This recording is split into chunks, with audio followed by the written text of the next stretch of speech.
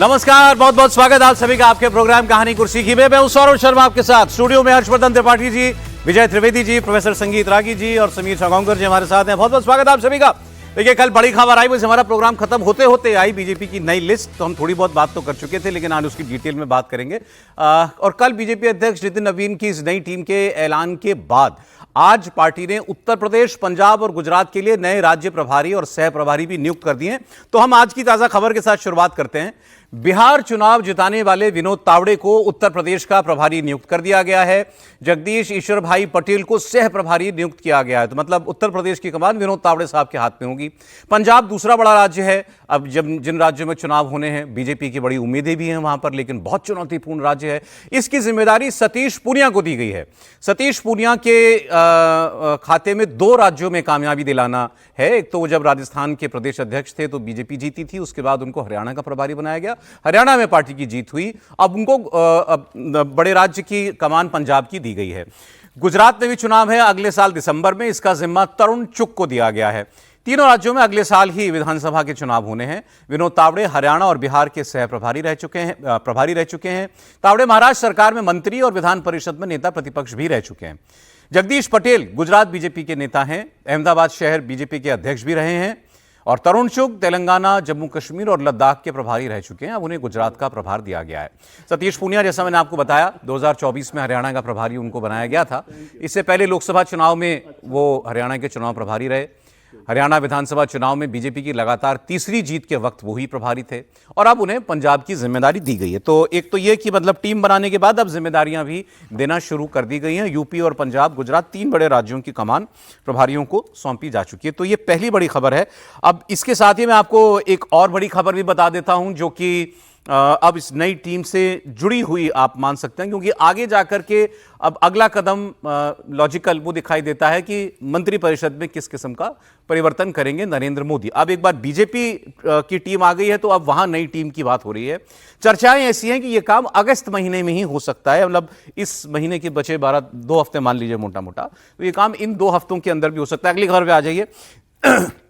एक बड़ा काम जो होने जा रहा है, और वो आपको बता दें, प्रधानमंत्री ने जो लाल किले से ऐलान किया था कि स्टूडेंट्स के लिए फ्री कोचिंग का बंदोबस्त सरकार करेगी। अभी तक हमारे पास जो खबर है, इसकी तिथि भी आ गई है 2 अक्टूबर। मतलब 2 अक्टूबर को एक बड़ी योजना की घोषणा सरकार की तरफ से की जा सकती है, जिसमें प्रमुख तौर पर नीट और जेईई, हमारे यहाँ की ये 2 प्रमुख कॉम्पिटिटिव एग्जाम्स हैं। नीट में 22-23 लाख बच्चे बैठते हैं, जेईई में भी लाखों बच्चे देते हैं इम्तिहान। और इनके परिवार जो हैं वो महंगी महंगी कोचिंग्स अपने बच्चों को किसी तरीके से दिलाते हैं। बहुत दबाव रहता है बच्चों के ऊपर। कई लोग अफोर्ड नहीं कर पाते हैं। बहुत जो आप कह लें क्वालिटी किस्म की सो कॉल्ड कोचिंग इंस्टीट्यूट्स होते हैं, तो उनके लिए ऑनलाइन फ्री कोचिंग की व्यवस्था की जाएगी। ये इसका बंदोबस्त भी करने के लिए सरकार आगे बढ़ रही है। तो ये 2-3 नई डेवलपमेंट जो थी वो इस बात की थी, आज जो आई सामने वो थी क्या सर? सतीश पूनिया प्रदेश अध्यक्ष नहीं थे जब विधानसभा चुनाव जीता था। सीपी जोशी जो चित्तौड़गढ़ का सांसद है, उनको 8 महीने पहले चुनाव प्रदेश अध्यक्ष बनाया था। ठीक है। और सीपी जोशी के नेतृत्व में राजस्थान का चुनाव बीजेपी जीती थी। अच्छा, ये ठीक है सर, ठीक है, आपने करेक्शन। हरियाणा के ये प्रभारी रहे थे। हाँ, हरियाणा के प्रभारी रहे थे। खुद चुनाव हार गए थे। खुद का राजस्थान का विधानसभा चुनाव सतीश पूनिया हार गए थे। चुनाव भी हार गए थे। खुद का चुनाव भी हारे थे आमेर विधानसभा से। तो ये नई टीम है बीजेपी की। अब पहले अब टीम की बात कर लें अगर, तो त्रिपाठी जी और बाकी सब मेहमान कल से अलग अलग जगहों पर इसके बारे में अपनी राय दे चुके हैं। इंडिया टीवी पर भी आपने उनको सुना था। तो बीएल संतोष जी राष्ट्रीय महामंत्री संगठन, इनके साथ 2 राष्ट्रीय सह महामंत्री शिव प्रकाश जी और सौदान सिंह, और 8 राष्ट्रीय महामंत्री विनोद तावड़े, सुनील बंसल, विप्लव देव, स्मृति ईरानी, सतीश पूनिया, गजेंद्र पटेल, हरीश द्विवेदी और संजय भाटिया। बाकी की बात हम लोग बाद में करेंगे। तो त्रिपाठी जी, अब ये प्रभार भी बट गए, अब तो नई टीम पर आपके जो है प्रमुख विचार? देखिए, मुझे लगता है कि ये अच्छा किया कि जो थोड़ा सा देरी थी, तो जब आए दुरुस्त तो फिर उसको भी दुरुस्त कर दिया, क्योंकि कोई वजह नहीं थी कि अब प्रभारी न चुनाव कर दिए जाते। अब तो चुनाव सर पर है। और चूंकि सुनील बंसल और विनोद तावड़े 2 पावरफुल जिसको कहते हैं कि जनरल सेक्रेटरीज थे, हालांकि इस वाली में ज़्यादा पावरफुल जनरल सेक्रेटरीज हैं। यानी अच्छा। एक तरह से कहें कि डाइवर्सिफिकेशन हुआ है। जो कहें कि आप पावर का जो डाइवर्सिफिकेशन है वो आपको दिखेगा। सारे जो जनरल सेक्रेटरीज हैं वो बड़े पावरफुल हैं। और स्मृति ईरानी उसमें एक नाम है ऐसा, चूंकि स्मृति ईरानी उत्तर प्रदेश से आती थी, हरीश द्विवेदी उत्तर प्रदेश से आते हैं, सुनील बंसल उत्तर प्रदेश में संगठन मंत्री रहे और उनके ऊपर अच्छा बुरा दोनों आरोप लगता है कि बड़ा उन्होंने अच्छा भी किया और बुरा भी बहुत किया, वो दोनों आरोप लगता है, बड़े पावरफुल भी हैं। तो कहा जाता है कि अभी भी उनका हाथ पैर वहां रहता है और न रहे तो दिमाग तो रहता ही है। तो अच्छा है कि विनोद तावड़े के प्रभारी के तौर पर बनाया गया है। जो ओवरऑल टीम है मुझे लगता है वो बड़ी शानदार टीम है, वो एक अच्छी टीम, क्योंकि टीम मैं कह रहा हूं तो इसमें मैं मीडिया को हटाकर बोल रहा हूं, मैं टीम की बात कर रहा हूं। मीडिया अलग है, उसकी बात उसकी चर्चा अलग से करनी चाहिए। टीम बहुत अच्छी टीम बनाई गई है। मोटा मोटा जो काम करने वाले, जिसको हम कहते हैं कि अगर एग्जीक्यूटिव के तौर पर सबसे ज्यादा पावर जिन 8 जनरल सेक्रेटरीज के पास होगी, वो सब के सब एक कहें कि प्रूवन ट्रैक रिकॉर्ड है। विनोद तावड़े, सुनील बंसल पहले से थे, स्मृति ईरानी चाहे आप मास अपील के तौर पर देखें, चाहे ऑर्गेनाइजेशन में देखें, एक अच्छा काम है। हरीश द्विवेदी एक बेहतर काम है। संजय भाटिया को जिस तरह से लाया गया, हालांकि इसमें एक थोड़ा सा मुझे वो हो सकता है कि मुझसे अलग राय हो सबकी, विप्लव देव को मैं वहां मतलब संगठन के तौर पर उस तरह से बहुत नहीं समझ पाया। थोड़ा मतलब मेरी नजर में हो सकता है कि वो भी सही हो, क्योंकि करने वाले तो उनको भी ठीक ही माने रहे हों, लेकिन वो मुझे लगा ठीक है, नौजवान है, मुख्यमंत्री रहे, लेकिन उनका ट्रैक रिकॉर्ड उस तरह का नहीं है कि बीजेपी के जनरल सेक्रेटरी। विप्लव देव भी तो हरियाणा देख रहे हैं, हरियाणा के प्रभारी थे, चुनाव प्रभारी थे। मैं इसीलिए कह रहा हूं कि उस तरह से अगर देखें तो कोई उनकी बहुत बड़ी भूमिका नहीं रही है।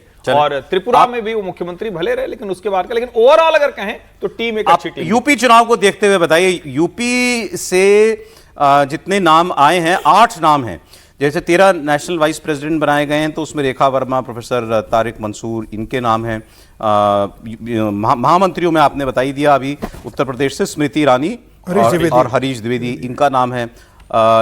जो सचिव बनाए गए हैं उनमें भोला सिंह, संगीता यादव हैं, और जो मोर्चे के अध्यक्ष हैं उसमें स्वदेश सिंह राष्ट्रीय सचिव है। स्वदेश सिंह भी राष्ट्रीय सचिव, वो भी उत्तर प्रदेश से, प्रतापगढ़ से। ओके, और ये मोर्चा अध्यक्षों में अमरपाल मौर्य और कुंवर बासित। हाँ। और सुनील बंसल को तो ओबीसी और माइनॉरिटी एक तरह से कहें कि कोशिश की गई है थोड़ा समीकरण भी साधने की कोशिश की गई है, जो जिसको हम कहेंगे सामाजिक समीकरण, लेकिन ऐसा नहीं कि सामाजिक समीकरण साधने में किसी को ले जाके बैठा दिया गया है, ऐसा नहीं किया गया है। मतलब जो नाम लिए गए हैं उनको एक कोशिश की गई कि थोड़ा प्रभावी हो, थोड़ा। अब उसमें कुछ लोग होंगे जो लंबे समय तक दूसरी पार्टी में थे, इधर आए, लेकिन अब तो 10 साल इधर 10 साल इधर, यानी दोनों जगह 10-10 साल रह गए, तो वो भी भाजपा ही सब हो गए। लेकिन ओवरऑल अगर कहें तो अच्छा है। और जैसे अमरपाल मौर्य है, लंबे समय से पार्टी उनको काम में ले रही थी, ठीक है, वो चुनाव हार गए थे, लेकिन अभी राज्यसभा में है और पार्टी की गतिविधियों के लिहाज से, संगठन के लिहाज से उनका उपयोग हो रहा था। तो ये यूपी जताई जा रही थी। यूपी का चुनाव लड़ाने वालों की टीम जो है, अब कोर टीम जो है वो क्या होगी?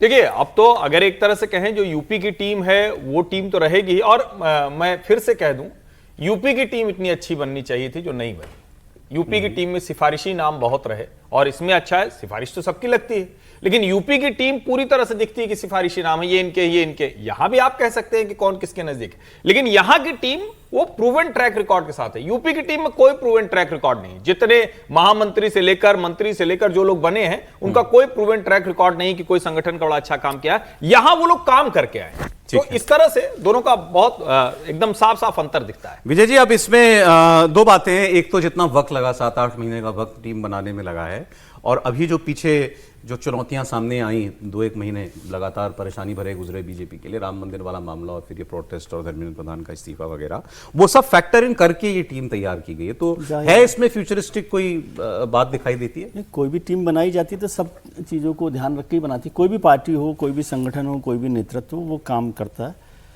अच्छे लोग हैं जो लोग हैं, जैसे चर्चा भी हुई कि प्रूवन भी लोग हैं, विनोद तावड़े, सुनील बंसल साहब जैसे लोग हैं, राम माधव की भी री एंट्री है, स्मृति ईरानी भी हैं, और लोग भी हैं उसमें। लेकिन इस टीम का कोई मैसेज हो, जैसे हम लोग चैनल में करते हैं, अखबार में करते हैं, कि इस खबर का हेडलाइन क्या है, तो इस टाइम का हेडलाइन क्या है? मुझे तो कोई हेडलाइन नहीं दिख रहा है इसका। क्या मैसेज ये टीम देना चाहती है वो नहीं दिखा। सब कुछ मिलाकर ठीक हो सकता है। भारत में जो एक थाली का कॉन्सेप्ट होता है कि 65 भोग रखे हुए हैं, तो उसमें से 40 भोग ठीक होंगे, 25 खराब होंगे, या 25 अच्छे होंगे, 40 खराब होंगे। लेकिन मैसेज क्या है? क्या ये टीम जैन जी के लिए 2029 की जो नई जनरेशन होगी उसके चुनाव लड़ने वाली टीम दिखाई दे रही है? मैं ये नहीं कह रहा कि यहाँ पर 20 साल के लोग होंगे, राष्ट्रीय टीम में तो बड़े लोग होते हैं, लेकिन दिमागी तौर पर क्या वो टीम उस तरह की है? जो बात बार बार हो रही थी कि महिलाओं को लेकर ये मैसेज देने वाली टीम होगी, 12 महिलाएं हैं, लेकिन 12 महिलाएं क्या मैसेज देने वाली टीम की हैं? उसमें स्मृति ईरानी जी को छोड़ दिया जाए जो एक बहुत पावरफुल स्पोक्स पर्सन के तौर पर बाकी कोई इतना इम्पैक्टफुल नाम नहीं लगा आपको? इम्पैक्टफुल नाम मतलब अभी प्रूवन नहीं है, हो सकता है बाद में आकर कुछ हो जाए। और उसमें से ज़्यादातर महिलाओं को आपने या तो उपाध्यक्ष के उससे में रखा या सचिव के तौर पर रखा। तो उपाध्यक्ष के लिए सुबह सुबह किसी फ़ोन पर किसी मित्र ने, भारतीय जनता पार्टी के ने मुझे कहा कि भाई ये वैसी कबड़ है, महिलाओं की कबड़ जैसी कि जो भरी तो पूरी रहती है, लेकिन जब जरूरत हो तो लगता है कि कुछ नया लेना पड़ेगा। उपाध्यक्ष वाली बात कर रहे हैं आप?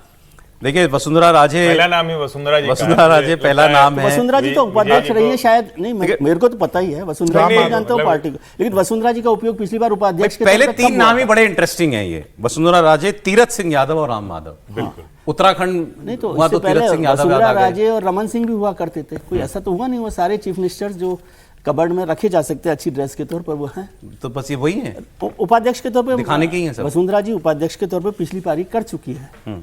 मुझे तो ये भी याद नहीं कि वो टीम की किसी मीटिंग राम में माधव आई थी 6 कि साल बाद आ रहे हैं तो वो भी आप कह रहे हैं दिखावा ही है बस। उनकी री एंट्री मुझे बहुत दमदार लगती है, बहुत मजबूत लगती है। और वो मुझे नहीं समझ आया कि क्यों इतना समय उनको लगाया, और लगाया तो फिर अब वो एक तो उनके साथ तो मुझे लगता है कि वो जनरल सेक्रेटरी रहे हैं पावरफुल, तो अब उनको कहाँ लेकर आते? इन 13 में आपको एक ही नाम पसंद आया, मतलब राम माधव का वाइस प्रेसिडेंट्स में? वाइस प्रेसिडेंट में नहीं, वसुंधरा जी का कोई इस्तेमाल वहां पर कोई नहीं हो रहा, न पहले हुआ था न अब हुआ। कह दिया आपने, दिखाने के लिए बार बार क्यों उस एक ही चीज को कहना सर? एक मनप्रीत बादल का भी नाम अच्छा है सर, मनप्रीत बादल भी हैं कांग्रेस से आए। भाई पंजाब के लिए, क्योंकि मैसेज की पंजाब बात के है। प्रभारी भी आज वो हुए हैं नियुक्त, तो पंजाब के लिए मनप्रीत बादल और सचिवों में संदीप पाठक, राज्यसभा सांसद आम आदमी पार्टी वाले, ये दो नाम जो हैं ये दो संदीप पाठक तो खैर अच्छा नाम उन्होंने लिया संगठन के हिसाब से, चुनाव के हिसाब से लेकर। यूपी पंजाब को लेकर कुछ आपको एम्फेसिस दिखता है इसमें? नहीं, मुझे लगता है कि ओवरऑल टीम ऐसे ही रहती है। अगर आप नड्डा जी की टीम अगर देखेंगे 2020 में सितंबर में जो जारी हुई थी, वो अगर टीम अगर आप कंपेयर करेंगे तो वो भी मोरलेस ऐसी ही टीम थी उस टीम में। और अमित शाह जी का अगर टीम 2014 में जब अमित शाह जी राष्ट्रीय अध्यक्ष बने थे, उनकी आप अगर सितंबर में जो उनकी अगस्त में टीम बनी थी, वो भी टीम इसी तरीके से। तो बहुत ज़्यादा इसके अंदर मतलब उठापटक ज़्यादा ऐसी रहती नहीं कि मतलब इस बार जरूर क्या कि राष्ट्रीय सचिव सारे बदल डाले, सिर्फ अनिल एंटोनी जो है वो अकेले राष्ट्रीय सचिव जो है वो कंटिन्यू किया है, बाकी सारे बदल डाले, एक को भी रिपीट नहीं किया गया। और तो ये मतलब बड़ा हुआ कि सारे राष्ट्रीय सचिव बदल डाले, आपने एक को भी रिपीट नहीं किया। तो राष्ट्रीय सचिव वैसे सीनियर लोगों को मतलब जिम्मेदार लोगों को बनाते हैं, उसमें से प्रमोट भी होते हैं राष्ट्रीय सचिव, दिखाई देता है उसमें। जैसे सब लोग अच्छे हैं और नए लोग आते हैं, उसमें भी अच्छी बात होती है कि नए लोगों को कोई ये नहीं है कि प्रूवन लोगों को हमेशा रखें, नए लोग आते हैं वही तो प्रूव करते हैं बाद में। नहीं, नए तो बहुत हैं, मतलब वैसे देखें तो आप 65 में से क्या 53 नए नाम है? हाँ, करीब 51 नए नाम है, 51 नए नाम है। तो ओवरऑल टीम मुझे लगता है कि ठीक है, मतलब पूरा पार्टी ने कोशिश की कि सबको कवर किया जाए, उसके अंदर जातिगत समीकरण उसके अंदर ज़्यादा साधे गए, जो संगठन के अंदर प्रदेश में जिनकी भूमिका रही है। और कई ऐसे लोग हैं जो प्रदेश के अंदर जो मतलब सर्वाइव नहीं कर पा रहे थे, जिनको लग रहा था कि भाई छटपटा रहे थे कि हम प्रदेश में नहीं कर पाएंगे, तो उनको पार्टी सेंटर में लेकर आई है। प्रदेश नेतृत्व यूपी का तो इन्होंने बताया, आप कैसी पिक्चर दिखाई देती है? पंजाब के लिए मैं आपसे पूछ रहा हूँ, मनप्रीत बादल और इनका संदीप पाठक का नाम होना और वो इंचार्ज बनाया जाना पूनिया जी को। देखिए, सतीश पूनिया जी के इंचार्ज बढ़ाने से बहुत ज़्यादा कोई फर्क पड़ने नहीं वाला। मतलब ऐसा नहीं कि सतीश पूनिया जी पंजाब के प्रभारी बन गए तो पूरा उलट पुलट कर देंगे और सरकार लेकर आ जाएंगे, ऐसा नहीं है। उनके अध्यक्ष रहते हैं जब, और राजस्थान आप कह रहे हैं जो जिनका ऑन रिकॉर्ड दावा है कि बीजेपी सरकार बना सकती है सतीश पूनिया के कारण? नहीं, अदरवाइज सरकार तो बीजेपी बनाएगी, लेकिन ये ऐसा नहीं कि सतीश पूनिया चले गए। तो जो सतीश पूनिया राजस्थान के प्रदेश अध्यक्ष है, और उनके समय प्रदेश अध्यक्ष ने ये प्रदेश संगठन का संदेश दिल्ली में चला गया कि सतीश पूनिया के रहते चुनाव जीतना मुश्किल होगा, यहाँ बहुत गुटबाजी हो रही है, इनको हटाओ। तो उसके 8 महीने पहले सतीश पूनिया को प्रदेश अध्यक्ष हटा के चित्तौड़गढ़ के सांसद सीपी जोशी को प्रदेश अध्यक्ष बनाया, और उनके नेतृत्व में पार्टी ने 115 सीटें जीत ली, पूर्ण बहुमत की सरकार बनाई। खुद सतीश पूनिया अपनी आमेर के सबसे सुरक्षित सीट चुनाव हार गए वो। तो ऐसा नहीं कि सतीश पूनिया कोई जाएंगे तो बहुत बड़ा चमत्कार कर देंगे। वो ठीक है कि अब महासचिव बने, जिम्मेदारी देनी थी, इनको दिया। अब ये कहा जाएगी तरुण चुग को गुजरात की जिम्मेदारी दी है, तो तरुण चुग कह देंगे कि भाई गुजरात आ गया तो सरकार में बनवा दूंगा। गुजरात सरकार किसके कारण बनती है, कौन गुजरात में सरकार बना रहा है, सबको पता है। ठीक है, चुनाव प्रभारी होने के कारण तरुण चुग अपने माथे पर एक ताज लगा सकते कि देखो मेरे नेतृत्व में गुजरात में सरकार हमने बनवा दी थी, लेकिन सब जानते हैं कि सरकार कौन बनाता है, किसके कारण बनता है। आप कह रहे हैं पंजाब में बीजेपी सरकार बनाने वाली है, कोई भी हो। हाँ, पंजाब में संदीप पाठक बड़ी भूमिका निभाने वाले। संदीप पाठक चूंकि आम आदमी पार्टी का पूरा संगठन वो देखते थे, चुनाव की रणनीति वो देखते थे, पंजाब का ABCD उनको पता है, आम आदमी पार्टी किस तरीके से चुनाव लड़ती है, उनका कौन फंड करता है, संगठन क्या काम कर रहा है। और अरविंद केजरीवाल संदीप पाठक पर पूरी तरीके से निर्भर थे, दिल्ली का चुनाव हो चाहे पंजाब का चुनाव। तो उन्हें जब राष्ट्रीय सचिव बनाया गया तो निश्चित रूप से जो आम आदमी पार्टी की जो कमजोरियां है, जो संगठन किस तरह से काम करता था, वो सारी चीजों को संदीप पाठक भारतीय जनता पार्टी के हित में काम करेंगे। तो मुझे लग रहा है कि संदीप पाठक को राष्ट्रीय सचिव बनाना सतीश पुनिया को पंजाब का चुनाव प्रभारी बनाने से ज्यादा महत्वपूर्ण बात मैं इस बात को मानता हूं। ये बात बिल्कुल तो संदीप पाठक बड़ी भूमिका निभाने वाले, और वो उनको कहा भी गया है कि आप पंजाब की तरफ ध्यान दीजिए। तो ये भी बताया गया कि संदीप पाठक को तो मतलब ऐसा भी सोचा जा रहा था कि इनको जो है दिल्ली में इस्तेमाल किया जाए, मतलब सरकार में, लेकिन उनका कहना था कि नहीं, मैं पहले सरकार में तो वैसे भी नहीं, वो संगठन के ही आदमी है। उनका भी था, संगठन के ही आदमी है, तो मुझे लगता है उनको संगठन में ही कंटिन्यू किया जाएगा। और अगर पंजाब में बेहतर प्रदर्शन करते हैं, बाकी जगह बेहतर प्रदर्शन करते हैं, तो आने वाले दिनों में हम उनको नई भूमिका में संगठन में देख सकते हैं। तो वो जो खबर मैं दे रहा था प्रोफेसर साहब, बता दूं एक बार फिर आपको, 2 अक्टूबर को गांधी जयंती के दिन केंद्र सरकार नौजवानों के लिए एक बड़ी घोषणा कर सकती है। सरकार ने नीट और जेईई के लिए मुफ्त कोचिंग नेटवर्क तैयार करना शुरू कर दिया है। संबंधित मंत्रालय काम में लग गए हैं। आर्थिक रूप से कमजोर और जिन छात्रों को क्वालिटी कोचिंग नहीं मिल पाती है, सरकार उनके लिए यह स्कीम लाएगी। दूर दराज में रहने वाले स्टूडेंट्स जो अच्छी कोचिंग के अभाव में कई बार इन परीक्षाओं पर रह जाते हैं, उन छात्रों को इस योजना से फायदा मिलेगा। प्रधानमंत्री मोदी ने 15 अगस्त के मौके पर लाल किले से मुफ्त कोचिंग योजना का ऐलान कर दिया है और यह योजना इस समय सरकार की टॉप प्रायोरिटी में है। इस योजना को 2 अक्टूबर से लॉन्च किया जा सकता है। तो एक दिशा में बढ़ती हुई सरकार दिखाई दे रही है, एक के बाद एक है आगे कि क्या करना है हमको। देखिए, ब्लूप्रिंट तो अभी तक नहीं आया है, लेकिन कई सवाल मन में आ रहे हैं। जब से हेडलाइंस चला तब से मन में सवाल आ रहे थे कि क्या सरकार यहाँ भी सिर्फ ये बात रखेगी कि गरीब तबके के लोगों को, और उसमें भी आरक्षण का प्रावधान करेगी। क्या उसका मेरिट का ऑर्डर क्या होगा? क्या ऐसा होगा क्या कि किसी विश्वविद्यालय में, मुझे लगता है शिक्षा की समानता जो है वो फंडामेंटल राइट के आधार पर होनी चाहिए, और चाहे जो भी हो, गरीब तबके में, चाहे वो ब्राह्मण हो, चाहे वो बनिया हो, चाहे वो कोई किसी भी जात से आता हो, जो आर्थिक तौर पर कमज़ोर हो, उन सबों के लिए ये शिक्षा की व्यवस्था है। कायदे से तो ये होना चाहिए था कि कोचिंग नाम की कोई संस्था रहनी ही नहीं चाहिए इस देश में, और सभी विश्वविद्यालयों के अंदर, कॉलेजों के अंदर, स्कूल के अंदर इतनी गुणवत्ता भरी शिक्षा होनी चाहिए थी कि कोचिंग संस्थान की ज़रूरत नहीं पड़े। मुझे नहीं मालूम है कि जो विकसित देश हैं वहाँ कोचिंग ऐसे सेंटर्स की व्यवस्था होती है या नहीं होती है। ये भारत में ही फल फूल रहा एक सबसे बड़ा उद्योग निकल करके आया है। तो देखना होगा, जैसा कि पहले भी कहा गया है, मुझे जानकारी है कि जो विश्वविद्यालय हैं, कॉलेजेस हैं, वहाँ पहले ही अनुसूचित जाति, जनजाति और ओबीसी के छात्रों के लिए पहले से इस प्रकार का प्रावधान है, और जितने भी विद्यालय हैं उनमें ऐसी कोचिंग दी जाती है। मैं दिल्ली यूनिवर्सिटी का तो जानता हूँ, बाकी अन्य जगह, लेकिन चूंकि ये यूजीसी का नियम है इसलिए सारे विश्वविद्यालयों में लागू होता है। अब रही बात कि क्या इतने बड़े मास स्केल पर ले जाएगी, क्या शिक्षकों को उसमें, फिर जो पढ़ाने वाले शिक्षक हैं उनकी नियुक्ति कैसे होगी, क्या ये ऑनलाइन के अंदर जो है उनको क्वेश्चन बैंक्स वगैरह सोल्व कराया जाएगा, क्या उनको सिर्फ रीडिंग मटेरियल तक सीमित किया जाएगा, या फिर उनकी कोचिंग क्लासेस के अंदर जो है, जैसे शाम में हम देखते हैं कि 2 घंटा कोचिंग सेंटर में पढ़ाया जाता है, सुबह का कोचिंग होता है, शाम का कोचिंग होता है, और शिक्षक जो है वो विभिन्न विषयों का 1-1 घंटे का वो क्लास लेते हैं। तो क्या इस तर्ज पर पूरे देश भर में इस प्रकार का, डिटेल्स तो अभी सर नहीं है, लेकिन आपके मन में सवाल और आशंका ज्यादा लग रही है इस इनिशिएटिव को नहीं, मैं इसलिए कह रहा हूँ कि सारा माहौल छात्रों का बना हुआ है, कॉम्पिटिटिव एग्जाम्स का बना हुआ है। नहीं, मैंने इसलिए कहा कि फिर ये एक पैरेलल सेंटर की तरह उभर करके आएगा, विश्वविद्यालयों के पैरेलल। क्योंकि यदि इसको लिमिट कर दिया जाता है, कुछ छात्रों तक लिमिट कर दिया जाता है, तब भी ये ज्यादती होगी। क्योंकि अभी जो हम देखते हैं वो रिजर्वेशन वाला मामला हो जाता है। इसमें रिजर्वेशन क्यों लग रहा है आपको? तो कोचिंग है, मतलब मुझे लगता है तो एनरोलमेंट बेसिस पर होगा, जो एनरोल होना चाहिए। मैं आपको बता देता हूं कि फ्री होगा ये। अभी जो चलता है, अभी जो मतलब कोई तो क्राइटेरिया बनाएंगे ना, गरीब आपने देखा होगा, आपने खुद चलाया है कि आर्थिक तौर पे पिछड़े हुए लोग, आर्थिक तौर पर कमजोर लोग, तब वो आर्थिक तौर पर कमजोर लोग, उसकी सीमा क्या होगी? 8 लाख की जो सीमा होगी वो उसमें निर्धारित किया जाएगा। जो ओबीसी का आरक्षण है या ईडब्ल्यूएस के अंदर जो क्राइटेरिया है उसको उसमें लागू किया जाएगा। बहुत सारे ऐसे छात्र होंगे, फिर क्या उनके लिए यदि परमानेंट शिक्षक का अपॉइंटमेंट सर ये सब ये सारी चीजें जो जैसे है कहते हैं अंग्रेजी में technical devil lies in the बहुत details, बड़ी तो है। तभी पता चलेगा। मोटे तौर पर इस स्कीम का मैसेज ये है कि स्टूडेंट्स के जो मेन कंसर्न्स हैं सरकार उनको देख रही है, जिसमें ये इम्तिहान एक बड़ी चीज है, ये इम्तिहान की तैयारी। बिल्कुल दुरुस्त बात है और सचमुच ये बड़ी चीज़ है। अभी मैं एक छोटा सा, चूंकि अभी हफ्ते भर पहले ही अनुभव हुआ, एक सोसाइटी में काम वाली उसने बताया कि उसका बच्चे को लेने जाएगी, वो उसके बाद आएगी। और कमाल की बात ये कि जब उससे पूछा गया कि वो, तो उसने कहा कि नहीं वो पढ़ता नहीं है, कहीं स्कूल नहीं जाता है, कोचिंग जाता है। अब ये एक चौंकाने वाली बात हो सकती है किसी के लिए भी, स्कूल जाता ही नहीं है, कोचिंग जाता है।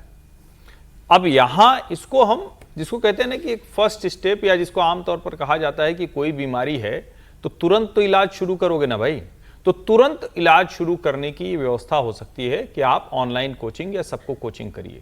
लेकिन बीमारी का इलाज क्या होगा? बीमारी का इलाज वही होगा, मैं एकदम प्रोफेसर साहब से सहमत हूं कि कोचिंग व्यवस्था समाप्त हो।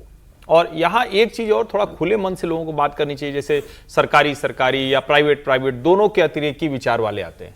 भाई सब जो कोचिंग है वो कोचिंग में कहां जा रहे हैं? प्राइवेट में पढ़ने वाला बच्चा भी प्राइवेट कोचिंग में जा रहा है, सरकारी में पढ़ने वाला बच्चा भी सरकारी कोचिंग में जा रहा है। इसका मतलब क्या हुआ कि ये सरकारी या प्राइवेट की समस्या नहीं है, ये टीचिंग की समस्या है, जो दोनों जगह है असली जो दिक्कत है। और मुझे लगता है कि सरकार को विशेष करके, चूंकि मोदी जी इन चीजों को, ऐसी चीजों को पकड़ते हैं, उसको आगे लेके जाते हैं, मैं ये उम्मीद कर रहा हूं कि तुरंता उपचार शुरू हुआ है, पक्का वाला उपचार वो होगा। और उसके लिए तो आपको, क्योंकि मुझे तो समझ में नहीं आता कि किसी भी जगह विद्यालय में पढ़ने के बाद कोचिंग की आवश्यकता क्यों होनी चाहिए, अगर अलग से कुछ नहीं कर रहे। ये तो है हमारे एक भाई, जोड़ दे। हम पढ़े सीबीएसई में, बड़ा उस वक्त कहा जाता था आइडियल सिचुएशन क्या है, हम एनसीईआरटी की किताब पढ़ो जो स्कूल में पढ़ाई जाती है, उसी से 12वीं का 10वीं का पेपर भी दो और उसी से तुम जाकर के जो भी देना है दो। लेकिन होता नहीं है ऐसा। एक जिक्र कर देना चाहता हूं कि जो हर्ष जी कह रहे थे, वाकई ये बहुत बुरी तस्वीर है। जितने भी आप देख रहे हैं, चाहे वो बच्चा अमेठी में पढ़ता हो या एपीजी में पढ़ता हो, कोई इनके घरों जो अमेठी या अमेठी में पढ़ते हैं या बड़े पब्लिक कहीं भी किसी भी वो सारे मैथमेटिक्स से लेकर के साइंस के सारे कोचिंग सेंटर में वो बच्चे जाते हैं शाम में। यानी कि स्कूल के बाद पूरे भारत में सर, और पूरे भारत के अंदर एनसीआर के स्कूल के तो इसलिए मैंने कहा ना कि मैंने कहा कि, और कई बार हम लोग तो उस तरीके से आए हैं जहां पर इस ढंग की चीजें नहीं थी और मुफ्त में भी मिलता था, तब भी हम लोग छिटकते रहते थे कि नहीं जाएंगे। लेकिन ये कोचिंग एक बहुत बड़ा उद्योग है।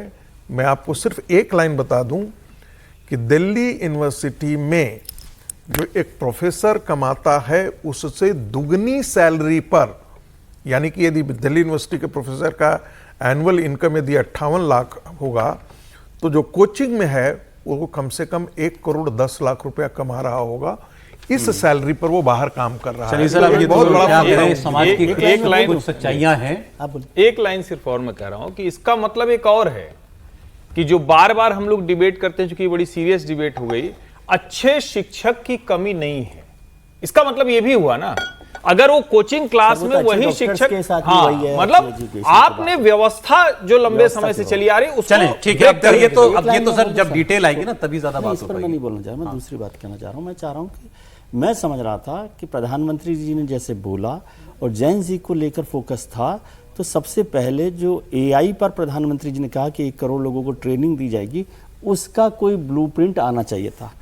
ये तो कोचिंग पर तो बहुत प्रोफेसर साहब ने बहस कर ली, इसलिए उस पर मैं बोलना ही नहीं चाहता क्योंकि वो सारा उसको जानते हैं। वैसे बहुत सारे प्रोफेसर साहब के मित्र हैं, वही उस कोचिंग में पढ़ाते हैं। लेकिन क्या ये मुद्दा, नहीं मैं ये कह रहा हूँ कि नहीं, क्या ये इसका एक और पक्ष में आपको फिर कहूँ, फिर समीर साहब कहेंगे कि दूसरा पक्ष, ये दूसरा पक्ष ये भी है कि जो पिछले दिनों कोचिंग को लेकर पार्टी और कोचिंग के बहुत सारे बड़े सेंटर्स में विवाद हुआ, उसके जवाब के तौर पे तो इसको इस्तेमाल नहीं किया जा रहा। इसको भी देखिएगा। देखिए मुझे लगता है इसकी एक बुनियादी जरूरत पे सरकार ने जरूरत, हर किसी को लेवल प्लेइंग फील्ड मिले, हर बच्चे को अच्छी कोचिंग मिल जाए। एक वजह और कोचिंग बेहतर मिले, लेकिन मुझे लगता है कि व्यवस्था, एजुकेशन सिस्टम तो इतनी बेहतर करो कि उसको कोचिंग की जरूरत ही नहीं पड़े। अब अच्छे अस्पताल नहीं बनाते हो, आप कहते हो हम इंश्योरेंस आपको फ्री में कर देंगे। आप एनटीए के चीफ का इस्तीफा कराइए ना, चलिए बात करते हैं आज। बिल्कुल वो होना चाहिए, लेकिन होगा नहीं। नेट का पेपर जो है अभी बर्बाद हुआ है 3 सब्जेक्ट, होगा नहीं सर वो। हाँ तो करे ना सर, आप क्यों नहीं? सीबीआई जांच तो झारखंड में करा नहीं पाए, आप कुछ भी। अच्छा, झारखंड की सीबीआई जांच से पूरे देश की शिक्षा व्यवस्था सुधरती है तो घर में करा वहां की लीजिए। सुधरेगी ना। नहीं, हम तो कह रहे हैं ये जो पेपर लीक है इसके ऊपर क्या एक्शन है मैं सर? कह तो रहा हूं वो भी कराइए। बड़े बड़े लोगों का हाथ है सर, चीफ के ऊपर। कांग्रेस ने तो कांग्रेस पार्टी ने मांग कर दी है एनटीए ही बंद कर दो। ये एनटीए बना किस लिए था? इम्तिहान तो पहले भी होते थे कि एक एक्सपर्टीज होगी इस बॉडी के नहीं पास सौरभ जी, अब इम्तिहान थोड़ा सा- कराने की, इसीलिए चलिए, बनाया था बाद ना में बात आपने। कर लेते हैं, लेकिन ये तो सुधार हुए हैं ना। हम फिर कह रहे हैं कि हम लोग आउटराइटली अतिरेक में जा रहे हैं। एक्सट्रीम पर एनटीए ने बहुत सी चीजें हुई हैं गड़बड़, हम तो उसको कह रहे हैं, लेकिन आप कहें एनटीए बंद कर। एनटीए ने वो सारे सुधार मैं नहीं किए, कह रहा वरना एनटीए वो कांग्रेस पार्टी मांग कर रही है, मैं ये कह रहा हूं सर जब तक आप बड़े लेवल पे अकाउंटेबिलिटी तय नहीं करेंगे ना, हाँ वो तब तक करिए, कुछ नहीं होता। वो करना ही पड़ेगा, उसके बिना तो कैसे होगा? कुछ नहीं हिलता है नीचे। जैसे- ऐसा एक्सट्रीम है कि जिन सर- हॉस्पिटल्स में मॉर्चरी है उनको बंद कर देना सर चाहिए। जैसे जैसे कौन सा? ठीक बात। सर जैसे मनरेगा को कहा था ना कि मनमोहन सरकार की असफलता का सबसे बड़ा स्मारक है, वैसे ही एनटीए मोदी सरकार की विफलता का सबसे बड़ा स्मारक है।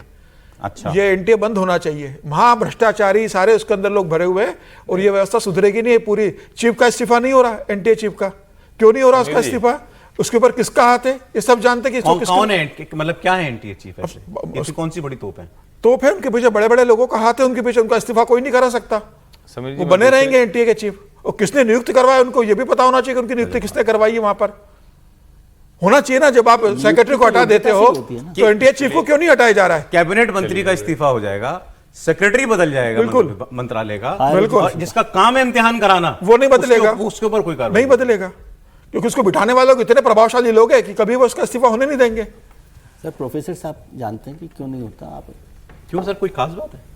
मैं नहीं बोलूंगा। मैं नहीं बोलूंगा, इसका मतलब जवाब है आपके पास? जवाब है, यही बोलना तो नहीं मैं कह रहा हूँ कि चाहते। जवाब तो उनके पास है लेकिन वो नहीं चाहते। ये मामला बहुत गंभीर हो गया अभी। नहीं, लेकिन इस गंभीरता में मैं थोड़ा अतिरेक जिस तरफ जा रहा है कि एनटीए को ही बंद कर दिया जाए। अगेन वो मैं पॉलिटिकल फिर कह रहा हूं, कांग्रेस वाले कि आप जो भी गड़बड़ियां हैं उसको ठीक करिए, एनटीए के चीफ को, एनटीए के लोगों को और जितना जवाबदेह ठहराना है उसकी बात करिए। लेकिन जब आप कहते हैं वो व्यवस्था गलत व्यवस्था को ठीक करके लाई गई, अगर उसमें भी गड़बड़ है तो उसको भी सुधार किया जाएगा। एनटीए की वजह से, जैसे उदाहरण के तौर पर मैं बताऊं, एनटीए के जितने एग्जाम होते हैं वो सब के सब ना पेपर लीक हो रहे हैं ना सब गड़बड़ हो रहे हैं। जो हो जाते हैं उनकी चर्चा हम लोग कर रहे होते हैं सर। ये वरना बड़ी शांति से नेट वाला बहुत से एक कई अलग पेपर अपने होते हैं। किस्म का मामला है। हाँ, पेपर नहीं बना, पेपर कराना बड़ी चीज हो सकती है, पेपर बनाना कैसे बड़ी चीज हो सकती है? आप पेपर बना नहीं पाए। Again, सौरभ, बस नेट एक के- लाइन बोलना चाहता हूं। जो नेट और यूजीसी का आप देख रहे हैं, यदि आप कह रहे हैं कि बाहर निकल जाता है, बाहर निकलेगा तो इतनी गंदगी निकलेगी जिसको संभालना मुश्किल होगा। बिल्कुल बराबर है। आज क्योंकि कंटिन्यू करवा तो लेते ये वो मैंने स्वच्छता अभियान में बस- शामिल बस- नहीं करा? बिल्कुल नहीं नहीं, ब्रेक का समय एक लाइन सिर्फ बस एक लाइन बोलूंगा। कल भी मैं क्लास के बाहर और क्लास के बाद, क्लास से पहले और क्लास के बाद बच्चे आए और वो कह रहे हैं कि हमने जो आंसर किया था वो उस आंसर पर तो हमारा रिजल्ट ही नहीं निकला है। और कई बच्चों ने जाकर के 3 पेपर तो रीटेस्ट हो गए हैं। हाँ। और कई प्रॉब्लम है और भी ऐसे और में प्रॉब्लम ये दिक्कत है। चलें सर, झारखंड में छात्रों के आंदोलन का अपडेट आपको देते हैं। झारखंड सरकार ने छात्रों की ऑलमोस्ट सारी मांगे मान ली कल, और छात्र बहुत खुश भी हैं। कल उन्होंने खूब कुछ लोगों ने अपना अनशन तोड़ भी दिया और बहुत खुशी मनाई, सबने नाच गा के। लेकिन क्या रांची का ये जंतर मंतर अब शांत हो जाएगा? मतलब क्या स्टूडेंट्स अपना आंदोलन वापस ले लेंगे? ये सवाल अभी भी इसलिए खड़ा हुआ है क्योंकि सरकार के झुकने के बावजूद छात्रों का एक ऐसा सेक्शन है जो अभी भी धरने पर बैठा हुआ है, क्योंकि सरकार ने पिछली परीक्षाओं में हुई धांधली की सीबीआई जांच की उनकी मांग नहीं मानी है। ये एक ही बड़ी चीज बची है कि सबका सीबीआई जांच करे। इसको लेकर टकराव जारी है।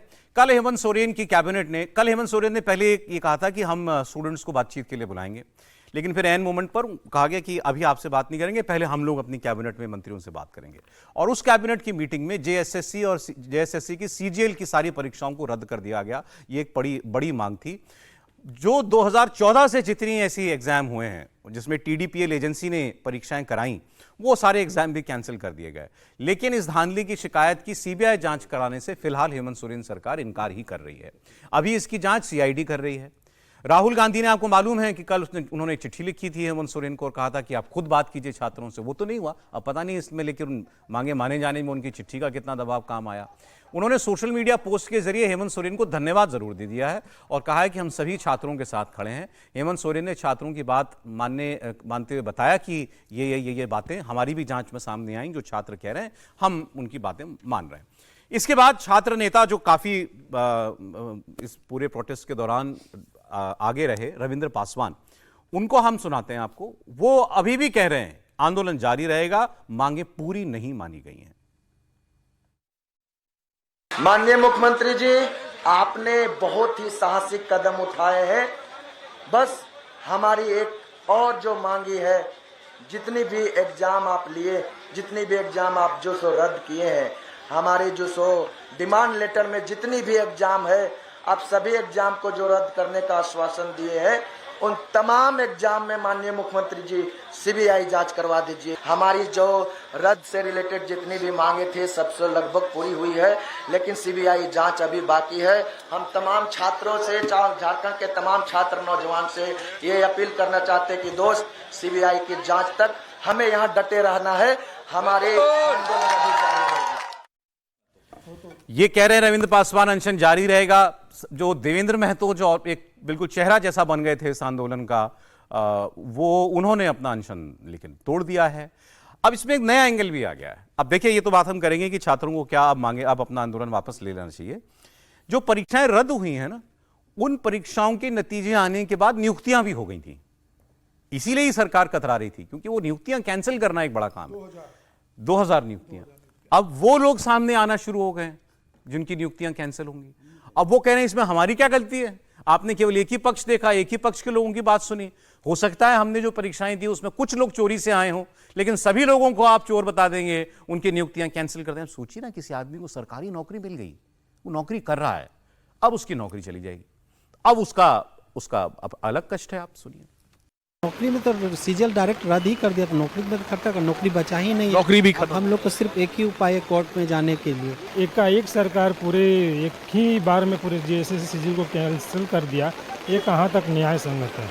हम लोग वही लड़के हैं जो कल तक इस हेडक्वार्टर में बैठ के काम किया करते थे, सरकार के रिप्रेजेंटेटिव के तौर पे, उनके कर्मचारी के तौर पे, लेकिन आज एक झटके में सभी अधिकारी को यहाँ बाहर रोड पे कर दिया गया। अगर कुछ गलत हुआ भी था तो गलत लोगों के साथ, जो दोषी पाए जाते हैं उनके साथ कार्यवाही करना था। ये तो ऐसा हो गया कि अगर गलत किसी ने किया और भुगतना सबको पड़ रहा है।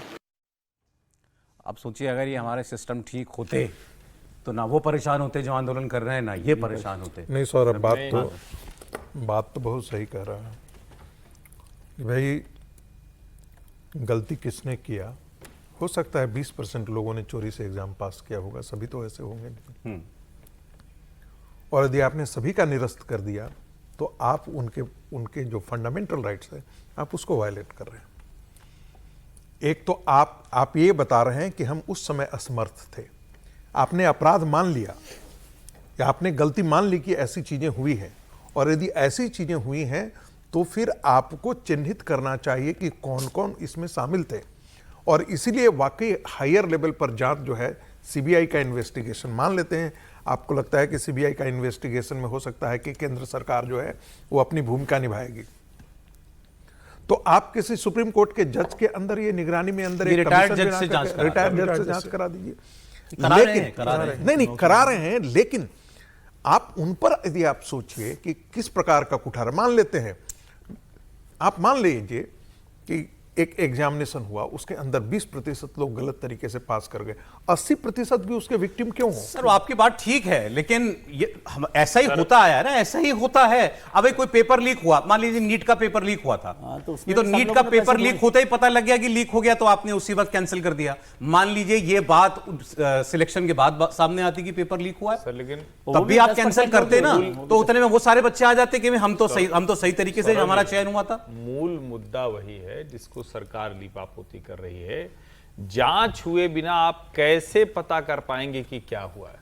और जब एक के बाद एक कई परीक्षाएं ऐसे उसमें गड़बड़ी है, लोग रेट कार्ड बता रहे हैं कि इतने इतने पे हुआ है, और ये तो सच है भाई हमेशा कहा ही जाता है, वो कहावत है ना कि गेहूं के साथ घुन पीसता है, बिल्कुल। लेकिन यहां तो घुन ज्यादा बड़ा लगा हुआ दिख रहा है, क्योंकि एक नहीं ढेरों परीक्षाएं हैं। अगर एक होता तो हम मानते हैं। ये बात हम केवल इसलिए कर रहे हैं क्योंकि प्रोफेसर साहब ने कहा कि वो लोग जो अब आए हैं कि हमारी क्या गलती, वो भी ठीक कह रहे हैं। इसीलिए उनकी पहली मांग सीबीआई जांच थी। और मैं फिर कह रहा हूं, सरकार ने बड़े सलीके से पूरे के पूरे मसले को ऐसे कर दिया कि आप उसके खिलाफ बोलेंगे तो अच्छा, सरकार तो सब मान गई, लगभग मांगे मान गई, लेकिन मूल मांग क्या है? मूल तो सीबीआई जांच हो, जिससे पता तो चले कि कौन कौन क्या क्या कर रहा है, वरना आपने कुछ कर दिया अपने हिसाब से सब कुछ कर दिया। जो हर्ष जी कह रहे हैं, तो वही है। नहीं, जो हर्ष जी कह रहे हैं वो इंपॉर्टेंट इसलिए हो जाता है कि ये मामला अब क्या होगा। जो बच्चे इससे विक्टिम होंगे, जो 7 साल से नौकरी कर रहे हैं, 8 साल से नौकरी रहे, वो कलेक्टिवली पिटीशन फाइल करेंगे सुप्रीम कोर्ट में या हाई कोर्ट में, जहां भी फाइल करना होगा। और ये हाई कोर्ट जो है वो उनको सुन करके वो तुरंत स्टे दे देगी। तो एक तरफ सरकार ने ये भी कहा कि भैया हमने कैंसिल भी कर दिया, और दूसरी तरफ होगा वो कैंसिल होगा भी नहीं, ये मामला कोर्ट में चलते रहेगा, इसका कोई एंड नहीं होगा। बाद में हो सकता है कि हाई कोर्ट से या सुप्रीम कोर्ट से इसमें सीबीआई जांच के लिए आदेश दे दिया जाए, तब हो सकता है ऑर्डर कर दे सरकार। मैंने कहा ना, इंक्वायरी ऑर्डर कर देगी। वैसे में तो करेगी ही करेगी, करना चाहिए, वैसे में तो करेगी ही करेगी। लेकिन पहला स्टेप तो यही होता है ना ऐसे में कि भाई जहां गड़बड़ी पाई गई पहले उसको रोको। पहला स्टेप तो जांच होती है ना सर, फर्स्ट स्टेप तो जांच होती है। नहीं, अगर आप छात्रों की मांग की बात करेंगे, उनकी पहली मांग थी निरस्त करो। नहीं, इसको और फिर जांच फिर करो। से थोड़ा समझते हैं। पेपर जो हुआ उसको निरस्त करना पहली हो सकती है, लेकिन सीबीआई जांच क्यों मांग रहे थे? क्योंकि ढेर सारी परीक्षाओं में ये हुआ, और उसके बिना आप कैसे पता कर बता रहे थे समीर जी इसमें? देखिए, हेमंत सोरेन ने सारी परीक्षाएं निरस्त कर दिया। छात्रों से पर्सनली उन्होंने कल फोन पे बात की और 12-15 छात्र नेताओं से उन्होंने फोन पर बात की और कहा है कि भाई जेएसएससी और सीजीएल की हमने परीक्षाएं रद्द कर दी, इसके अलावा टीडीपीएल की भी परीक्षाएं हमने रद्द कर दी है। तो अब आप अपना टीडीपीएल तो एजेंसी जिसमें जितने भी हुए थे उनको रद्द कर दिया गया है। तो अब आप अपना अनशन वापस ले लो और आप अपनी पढ़ाई की तैयारी करो। तो उसमें से लगभग 60% छात्रों ने सहमति दर्शाई है कि हमारी मैक्सिमम मांगे मंजूर हो गई है। 40% छात्रों का कहना है कि भाई सीबीआई को जांच दे दी जाए। हेमंत सोरेन ने कल रात को भी बोला कि भाई सीबीआई को मैं जांच दूंगा नहीं, क्योंकि सीबीआई की जांच में मुझको भरोसा नहीं है, सीआईडी इसकी जांच कर रही है। अधिकांश छात्र आपके हिसाब से कह रहे हैं कि अब 60% छात्रों ने बयान दे दिया है कि हम सहमत है एग्जाम मतलब निरस्त करने से, हमारा बड़ा मुद्दा निकल गया है। फिर भी एक वर्ग जो कह रहा है कि इसके सीबीआई आप बताइए क्या करना चाहिए सरकार की ये मांगे मानने के बाद? आंदोलन वापस ले लेना चाहिए? देखिए, हेमंत सोरेन ने सीबीआई जांच पे जाने नहीं वाले, ये तय उन्होंने कर दिया था कि मैं आपके सारे मांगे मांग लूंगा, सीबीआई जांच में नहीं करूंगा, क्योंकि मुझे सीबीआई जांच पे भरोसा नहीं है। और सीआईडी जो जांच कर रही है वो उनके हिसाब से ठीक कर रही है। अब छात्रों के ऊपर कि छात्र सीआईडी की जांच पे भरोसा करते हैं या सीबीआई की जांच की मांग को लेकर आंदोलन कंटिन्यू करते हैं, या हाईकोर्ट या सुप्रीम कोर्ट में जाते हैं कि भाई सीबीआई जांच पे अड़ना चाहिए। मैं तो आपसे ये पूछ रहा हूं। नहीं, मुझे नहीं लगता कि बहुत जरूरत है। सीबीआई को दूध की जरूरत है नहीं कि सीबीआई दूध का पानी का पानी कर देगी। एक लाइन का मेरा प्रश्न है, जिस खिंग्याते पर आंदोलन के बाद 2 करोड़ की रिश्वत का मामला सीआईडी ने दर्ज कर लिया, उस सीआईडी पर कैसे भरोसा किया जा सकता है? इसका मतलब कि सीआईडी कर ही वही रहे जिसमें सरकार बची रहे। अब ये छात्रों को तय करना है कि अब आगे लड़ना है कि नहीं लड़ना। अच्छा हाँ, एक चीज तो बता दिए, राहुल गांधी की चिट्ठी का कुछ असर है क्या सर? ये तो उनको पता होगा, राहुल गांधी जी ने चिट्ठी लिख दी थी भाई, चिट्ठी लिखने के बाद ही हुआ, लेकिन ये बात तो सही हुआ है, तो उनको समझ में आया होगा कि भाई हो सकता है कि कुछ दबाव बन रहा हो, या राहुल जी ने चिट्ठी अलग लिखी हो, मैसेज में कहा हो कि भाई यदि नहीं होगा तो हम कुछ एक्सट्रीम तक जा सकते हैं, पता नहीं। लेकिन हेमंत सोरेन के पास छात्रों का दबाव भी बहुत था, क्रेडिट किसी को भी मिले। बच्चों की बात जो हुई है वो ठीक है, मैं तो समझता हूँ सीबीआई से भी ज्यादा जुडिशियल इंक्वायरी तक आना चाहिए। मतलब ये काम खत्म हो गया, हाँ ठीक है, उसमें है ना, मतलब सीबीआई भी हो, मैं कह रहा हूँ जुडिशियल इंक्वायरी हो, ताकि जिन लोगों का नुकसान हुआ वो भी बच पाए। विजय जी, तो रिटायर्ड जज की जांच क्या होती है? वही कह रहा हूँ विजय जी, इसका कोई अंत सिलसिला आप देखेगा नहीं, जो बच्चों का नौकरी का बात मैं अपनी बात कर रहा हूँ। अब इसका एक परिणाम, सौरभ देखने को मिलेगा जी। अभी हमने पटना का सुना है कि पटना में भी शुरू हो गया है। हाँ, अभी खबर बताता हूँ, मैं आपको बताता हूँ। फिर मध्य प्रदेश में शुरू हो जाएगा, फिर ऐसे ही धरना राजस्थान में होगा, फिर ऐसे ही धरना जो है वो केरला में होगा, फिर ऐसे ही धरना तमिलनाडु में होगा। और पूरे देश के अंदर जब एक प्रकार का पैटर्न एस्टेब्लिश आपने कर दिया तो फिर ये पूरे देश को इनगल्फ करेगा। मेरा ऐसा संशय है। अभी आगे इस प्रकार का ये आपने बड़ा सवाल उठाया है, कुछ इसके दिखने लगे हैं, मतलब क्या कहें। और हर जगह जहां जो लोग सत्ता में है वो रिजिड स्टैंड लेगा बचाते रहेंगे। और जो जैसे विपक्ष पटना है में उसको इसको भुनाने की पटना में कोशिश भी करेगा। जंतर मंतर जैसी तैयारी की जा रही है। देखिए। यहां पर बीएसएससी शिक्षक भर्ती को लेकर छात्रों ने धरना शुरू कर दिया है। गर्दनी बाग में छात्र नेता दिलीप कुमार ने आमरण अनशन शुरू कर दिया है। इनकी मांग है कि बीपीएससी और टीआरई 4 भर्ती परीक्षा का विज्ञापन जल्द से जल्द जारी हो। बहाली के लिए पीटी और मेंस की जगह एक ही परीक्षा ली जाए। बिहार कर्मचारी चयन आयोग मतलब बीएसएससी परीक्षा की तारीख घोषित की जाए। इसमें लाइब्रेरियन, कृषि शिक्षक और दूसरे विभागों की लंबित बहाली प्रक्रिया पूरी हो। परीक्षाओं में डोमिसाइल नीति लागू करने के साथ सुधार हो। इस बीच खबर यह हमारे पास आ रही है कि छात्रों का अनशन शुरू होते ही सम्राट चौधरी की सरकार हरकत में आ गई है और सोर्सेस से पता चला है कि आज शाम तक बीपीएससी की तरफ से शिक्षकों की बहाली का विज्ञापन जारी हो जाएगा। 32,388 सीटों के लिए सरकार विज्ञापन निकाल सकती है। मतलब छात्रों का आंदोलन किसी सुनामी जैसा एक असर डालने वाला दिखा सरकार को, तो अब ये विज्ञापन निकालने की बात जो है वो की जा रही है। अब इसी से समझ लीजिए ना, एक से क्यों सरकार, क्यों ये खबर आएगी साहब सरकार अब शाम को निकाल देगी? बिल्कुल करते पहले नीम बेहोशी में सरकारें ऐसे चलेंगी, नीम बेहोशी में थी कि छात्र इकट्ठे आए तो हम निकाल लेंगे। जब तक आपके ऊपर इतना दबाव ना बने तब तक आप काम नहीं करेंगे। नहीं, इसका असर क्या हो रहा है कि आप देखिएगा कि अब ये एक सेक्टर में नहीं होगा, फिर जाकर के आप देखेंगे कि कृषि आंदोलन के साथ फिर शुरू सब सेक्टर में सफाई मैं है आपको मैं बताता हूं कि कृषि क्षेत्र में किसान भी आमरण पर बैठेंगे, तो आप संभालते रहिए, क्योंकि पैटर्न हमने सेट कर दिया है कि भाई एक हमने एक विंडो उनको दिखाई दिया। जंतर मंतर से एक निकला और जंतर मंतर से लगता था जैसे कहा जाता है ना, मैं इसका मतलब मैं ये बिल्कुल नहीं कह रहा हूं कि छात्रों की मांग जंतर मंतर पर जायज नहीं थी, बिल्कुल नहीं, ऐसा मैं बिल्कुल नहीं कह रहा हूं। शिक्षा से संबंधित मांगे जायज थी, लेकिन जो इस्तीफा की जो बात की जा रही थी कि इसका इस्तीफा होना चाहिए, उसका इस्तीफा होना चाहिए, सिस्टम में सुधार के बारे में होनी चाहिए। सर जंतर मंतर पर प्रदर्शन करने वालों ने तो कुछ लिया ही नहीं अपने लिए। मैं खुल के कहता हूं, क्या लेके आए वो? धर्मेंद्र प्रधान के इस्तीफे से क्या मिल गया? मैंने वही झारखंड वाले तो अपने लिए बच्चे बहुत सारी चीजें ले आए, पटना वालों ने अपना काम निकलवा लिया। मैं ये कह रहा ये नीट प्रदर्शन वालों को क्या मिला? इस्तीफे में क्या था? मैंने क्या कहा? मैंने इसीलिए कहा था कि जंतर मंतर का आंदोलन राजनीतिक किसी के आंदोलन से किसी का तो भला हुआ। एक चिंगारी उन्हें दिखाई, दूसरे ने उसको अपने तरीके से इस्तेमाल करके आंदोलन किया, अपने लिए बेनिफिट ले गए। कड़ा कानून और अगर मुझे लगता है, लेकिन मैं ये कह रहा हूं कि ये चिंता करना कि नहीं इस राज्य में हो गया फिर वो लोग करेंगे तो अच्छा है ना, ये सिस्टम को जागना चाहिए ना। यदि सारे सिस्टम खराब है, जब सारे कुएं में भांग पड़ी है तो उसको ठीक करना ही पड़ेगा ना। ये डर है कि नहीं अब किसान भी खड़े हो जाएंगे, इसलिए सर इसमें डर ये है, मैं आपको बताऊं, खबर बता करके आते हैं सर, आते हैं एक मिनट। इसमें डर आपने बिल्कुल ठीक कहा, ये बात सबके मन में होगी, क्योंकि वो तस्वीरें आप देख रहे होंगे लगातार ना। लखनऊ में विज्ञापन जैसी चीज भी आप सरकार नहीं जारी कर सकती बिना। सर विज्ञापन का मतलब भर्ती लेनी पड़ेगी ना। ठीक है ना, तो वो नौकरी कोई जेब से थोड़ी देनी है किसी सरकारें बचती है नौकरियां देने में। अब क्यों बचती हैं ये आप जानते हैं? और ये वही सरकारें बचती हैं। इन्हें 2 करोड़ नौकरी की घोषणा कर दी अभी। सरकारी घोषणा करना आसान होता है ना सर, भर्ती लेना मुश्किल होता है। अब क्या दिक्कत क्या है कि आपने देखा होगा बच्चे बैठ गए सड़क पे, लखनऊ से भी आई तस्वीर, कभी किसी और जगह से मैं देख रहा था, टीचर नहीं है हमारे यहाँ, हमारे स्कूल की बड़ी बुरी हालत है, अलग अलग किस्म की। ये बातें बिल्कुल जायज हैं। अब लेकिन इस कैसे करें फिर इस काम को, आगे बात करते हैं। अब जैसे राजस्थान में आपने देखा कि ये जो सीजेपी वाले थे, ये लोग गए स्कूल में और स्कूल में जाके कहा ये खराब है, ये खराब है, ये खराब है, 30 दिन का टाइम देते हैं, इसको ठीक कराओ। वीडियोज आए, वीडियो में भैंसा भैंसी हो रही है, पुलिस वाले के साथ बहस हो रही है, ये सीजेपी वाले लोगों की, उसमें कुछ स्थानीय लोग भी आ जाते हैं। बच्चे हैं, बच्चे आप सरकारी स्कूल में पढ़ने वाले किसी बच्चे से पूछोगे बेटा तुम्हारा स्कूल ठीक चल रहा है, वो क्या जवाब देगा? बहुत बढ़िया सर। वो तो बताएगा ना सर कुछ नहीं है मेरे स्कूल में, यही बोलेगा बच्चा, तो यही बोलेगा ना। तो बच्चे का वीडियो बना लो। अब इसके बाद राजस्थान सरकार ने एक आदेश निकाल लिया, उनकी तरफ से, सरकार की तरफ से स्कूलों में बाहरी लोगों की एंट्री बंद कर दी गई है। इसके लिए शिक्षा विभाग की तरफ से आदेश जारी किया गया है। अब है क्या इसके अंदर की बात?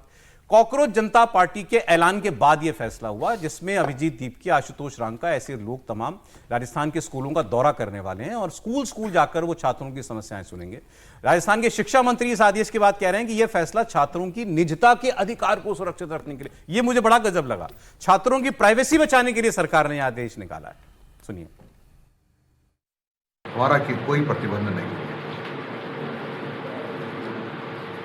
पर हमारा इतना सा है कि छात्रों की सुरक्षा का जिम्मा हमारा है और जो नाबालिग छात्र छात्राएं होती हैं उनकी कोई फोटो लेना, कोई भी कार से बाइक लेना, इसके पहले उनके अभिभावक उसे परमिशन जरूरी है। जब विद्यालय में होते हैं वो तो उनके अभिभावक और शिक्षक ही होते हैं। किसी भी समय कभी भी कोई भी आकर के संस्थान में बिना अनुमति घुस जाए, कुछ भी करे, उससे हमारे बच्चों की निजता बाधित होती है। राजस्थान सरकार और मंत्री जी कोई और ही बहाना बना लेते या कोई और मतलब कोई और वो इशू बना लेते। निजता क्या होता है यार की स्कूलों की? आप ये कहो भी ये पब्लिक प्रॉपर्टी है, मतलब सरकारी प्रॉपर्टी है, ऐसे कोई नहीं घुसा चलाएगा, ट्रेसपासिंग है, ये समझ में आता है। अब निजता को लेकर उसमें आधार बना लिया गया। अब जो सवाल था, सर ने कहा ये अब कोई हर जगह, हर सेक्टर में, हर क्षेत्र में शुरू हो जाएगा। सर ने कहा जहां जहां भी विफल कमियां हैं वहां होना ही चाहिए, दबाव बनना ही चाहिए। सर दबाव बनाना तो ठीक है, लेकिन एक इसमें खतरा सर आ गया, एक खतरा एनार्की का है। और इस सिस्टम की, इस पूरे सिस्टम की एक कैपेसिटी है। आप रातों रात कह देंगे कि सारे स्कूल ठीक हो जाएं, सारी सड़कें ठीक हो जाएं, तो करने वाले तो वही लोग हैं ना जो हैं सिस्टम में। कैसे करेंगे? सौरभ एक बस, इसका अंत कहां होगा? कल बच्चे, मैं मान लेता हूं, आप एक स्कूल के बच्चे का हम वीडियो देख रहे थे, उन्होंने कहा कि भाई हमारी टीचर जाती है और ये मोबाइल दिन भर चेक करते रहती, क्लास नहीं पढ़ाती है। अब ऐसे कंप्लेन आने लगे। बहुत अच्छी बात, टीचर के साथ पुलिस थाने से पुलिस को जाना पड़ा वहां पर। अब कल बच्चे जो सरकारी स्कूल के हैं वो यह भी कहेंगे कि हमारे बेंच टूटे हुए थे, हमारा बेंच पर क्या है, बोलेंगे। कल उसके बाद आगे आएगी कि जो आप हमको मिड डे मील देते हैं, मिड डे मील में वाकई इतनी गंदगी है कि जिसका हद नहीं है सर, और बहुत बड़ा घपला है। सर मुझे ये बताइए क्योंकि समय इसके तरफ बस एक लाइन, ये शिकायतें तो सब जायज हैं। कल इसके बाद आगे बढ़ेगा कि जो प्राइवेट स्कूल में एयर कंडीशन होता है वो हमारे यहाँ क्यों नहीं अप्लाई करके देते हैं?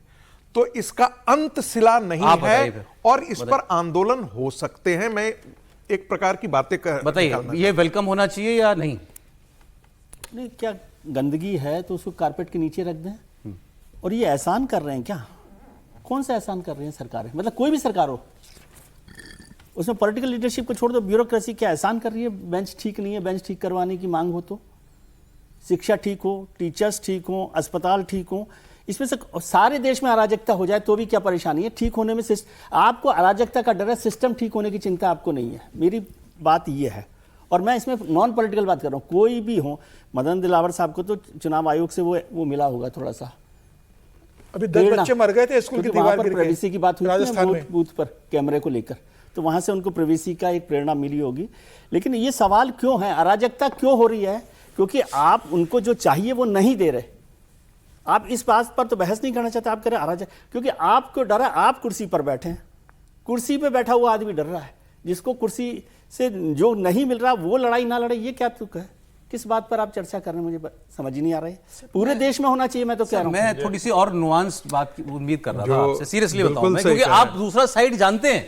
नहीं, मैं दूसरे साइड की कोई जानते हैं ना, उसी से तो जग रहे हैं ना। बड़े से बड़े वेल मीनिंग लोग, बड़े से बड़े वेल मीनिंग लोग क्या नहीं आए सरकारों में? आए ना, बैठे हुए ना। हर आदमी तो चोर नहीं बैठा ना, चोर नहीं, लेकिन वो जब वो होता क्या है, वो जब सिस्टम के अंदर जाता है तो उसको समझ में आता है कि इसके थ्रू काम करना कितना हमारे घरों में कही जाती है कि माँ भी दूध जब पिलाती है जब बच्चा रोता है, तो वो कोई अराजकता नहीं होने वाली है। थोड़ा थोड़ा सा होगा, थोड़े थोड़े से लोग जागेंगे, और कई बार बिना अराजकता के भी लोग जाग जाएंगे कि भैया हमारे यहाँ तक। आप बताइए सर। नहीं, देखिए, एक तो ये कि मदन दिलावर से मैं थोड़ा जिम्मेदार बयान की उम्मीद कर रहा था। शिक्षा मंत्री को बयान देना चाहिए था कि इस तरह की अराजकता हम नहीं पसंद करते हैं। आज ही हमने जो डायरेक्टरेट ऑफ एजुकेशन या शिक्षा विभाग जो होता है उसको, तो ये सर्कुलर मैंने जारी किया है। जितने विद्यालयों में जिस तरह की मुश्किलें हैं उसकी मैंने सूची मंगाई है। मैं खुद अभियान के तौर पर लूंगा और प्रतिदिन कम से कम इतने स्कूल देखूंगा, उनके कितने ठीक हो सकते हैं। तो ये एक अच्छा बयान होता है। ये जो अभी इन्होंने दिया है, मतलब किसी के लिए कहना ये ठीक नहीं, लेकिन ये मूर्खतापूर्ण बयान है, कुल्हाड़ी पर बैठ जाने जैसा है, नंबर 1। नंबर 2 ये कि अराजकता तो होती है और अराजकता को फ्यूल करने वाले लोग भी मिलते हैं, लेकिन क्या ये लोग व्यवस्था परिवर्तन चाह रहे हैं? तो यहां मेरी विजय जी से एकदम अलग राय है। ये तिलचट्टे कोई व्यवस्था परिवर्तन नहीं चाह रहे हैं। इनका अपना जो अब तक का ट्रैक रिकॉर्ड रहा है, ये अलग किस्म से एक इनके कह सकते हैं कि भाजपा सरकार निशाने पर है, लेकिन अब जब पता चल गया कि भाजपा सरकार निशाने पर है तो सरकार में बैठे लोग काम करें। और मैं इससे इतर, क्योंकि संयोगवश हम लोग एनआरकी की बात कर रहे हैं, तो मैं एक मतलब घटना छोटी सी बस 30 सेकंड में बताता हूं। आज सुबह में आनंद विहार रेलवे स्टेशन गया, और बड़ी जरूरी बात है क्योंकि लोग कह रहे हैं कहां से गुस्सा आ सकता है, कौन आंदोलन बन सकता है। 10 मिनट तक वहां शून्य है, यानी आप सिर्फ पिक ड्रॉप करने जा रहे हैं तो उस लेन में पैसा नहीं लगेगा आपका 10 मिनट तक। 10 से 17 मिनट तक 50 रुपए, और 17 मिनट के बाद वो 200 रुपए लगता है। मुझे न रुकना था न कुछ, मैं गया और उसने सीधे कहा 200 रुपए, क्योंकि उतनी देर में 17 मिनट पार हो गए। मेरी गलती नहीं थी। ऐसी व्यवस्था बनी है कि वहां बाहर निकलेंगे तो बस अड्डे से बस निकल रही है, वो एग्जिट को रोकती है, बाहर बस स्टॉप है उसको रोक रही है। मैं समझाने के लिए सिर्फ समझा रहा हूं जिससे आप लोग इस व्यवस्था को समझें। अगर सरकार इसको ठीक नहीं करेगी, किसी दिन उस लेन में खड़े हुए 5 लोग, 10 लोग, 20 लोग चिल्लाते हुए निकलेंगे। मैं तो लड़ गया कि मैं 200 रुपए क्यों दूंगा, लेकिन ज्यादातर लोग सुबह परेशान होते हैं, वो दे के चले जाते हैं। तो बंबई वाला वही हाल होगा, जैसे उसके बच्चे को देर हो रही थी और मंत्री जी का काफिला जा रहा था तो महिला चीखने लगी तो लोग उसके खिलाफ खड़े। मैं फिर कह रहा हूं, इसको रोकना भी सरकारों की ही जिम्मेदारी है। मैं ये उदाहरण सिर्फ एक संदर्भ में दे रहा था, सब जगह लागू। समीर जी की एक बात है इसमें कि ये करने वाले हैं, सीजेपी वाले जो करेंगे जगह जगह जाकर के, इसको कैसे देखते हैं आप? मांग में तो कुछ नहीं कि भाई स्कूल ठीक करो। देखिए, उनके मांग में तो कोई दिक्कत नहीं, जो मांग कर रहे हैं वो तो स्कूल की बेहतर व्यवस्था के लिए कर रहे हैं, लेकिन उनका उसके पीछे राजनीतिक मंशा भी है कि वो भाई बेसिकली भारतीय जनता पार्टी की सरकारों में जाके कर रहे हैं। वो पंजाब में जाके उन्होंने इसको शुरू किया, क्या वो पंजाब में जाके इसको शुरू करते, या वो हिमाचल में इसको लेकर गए, या तेलंगाना में लेकर गए, जहां भारतीय जनता पार्टी की या भारतीय जनता पार्टी के सहयोगी दलों की सरकार है, वहां पर वो इसको फोकस कर रहे हैं। लेकिन मुझे लगता है कि व्यवस्था बहुत सुधारने की जरूरत है। अभी राजस्थान में पिछले साल 8 बच्चे स्कूल की दीवार गिरने से मर गए थे, और इतनी बेशर्म सरकार है कि वो दीवार नहीं बनाई। जो लोग मरे बच्चे, उनके पेरेंट्स के लोगों ने पैसा इकट्ठा करके वो दीवार बनवाई कि भविष्य में कोई बच्चा दीवार गिरने से ना मरे, और सरकार एक दीवार नहीं बना पा रही।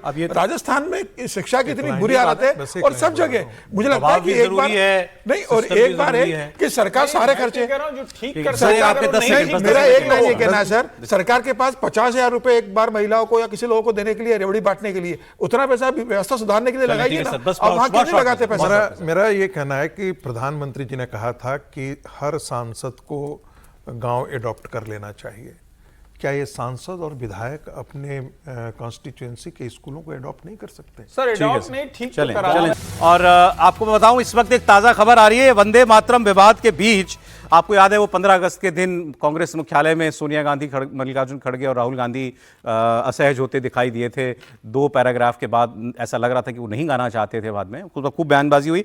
मल्लिकार्जुन खड़गे का अभी एक स्टेटमेंट आया है, वो मैं आपको दिखा देता हूं सबसे पहले, कि उन्होंने कहा जितना वंदे मातरम हम पहले गाते थे उतना ही गाएंगे, उतना ही गा पाएंगे। ये मल्लिकार्जुन खड़गे जो हैं उनका स्टेटमेंट आया है, वो कह रहे हैं, बड़ा साफ साफ उन्होंने इस बात को कह दिया। एक्चुअली कल भी एक प्रोग्राम में मल्लिकार्जुन खड़गे की यही विवाद हुआ कि उसमें पूरा वंदे मातरम नहीं चला, 2 ही पैराग्राफ गाए गए। हालांकि वो कोई सरकारी कार्यक्रम नहीं था, तो इसलिए कोई कानून की खिलाफ वर्जी जैसा नहीं हुआ, उसमें कोई कानून नहीं टूटा, क्योंकि वो आदेश जो है वंदे मातरम को लेकर के जो कानून बन गया है वो सरकारी कार्यक्रमों के लिए है।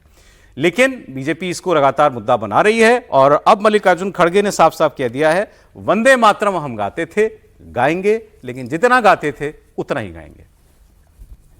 और हमारे पास भी कल के प्रोग्राम से रिलेटेड खबरें थी, उनको जरा सामने ले लीजिए। वंदे मातरम पर खड़गे साहब के प्रोग्राम में क्या कंट्रोवर्सी हुई। एकनाथ शिंदे, महाराष्ट्र के डेप्यूटी चीफ मिनिस्टर, उनके प्रोग्राम में भी एक बड़ी कंट्रोवर्सी हुई।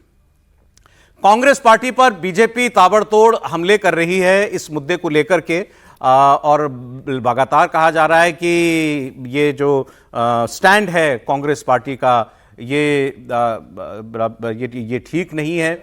अमित शाह ने सोनिया गांधी पर वंदे मातरम के अपमान का आरोप लगाया था, माफी मांगने की मांग की थी, और अब कांग्रेस के अध्यक्ष मल्लिकार्जुन खड़गे वो कह रहे हैं कि हम उतना ही वंदे मातरम गाएंगे।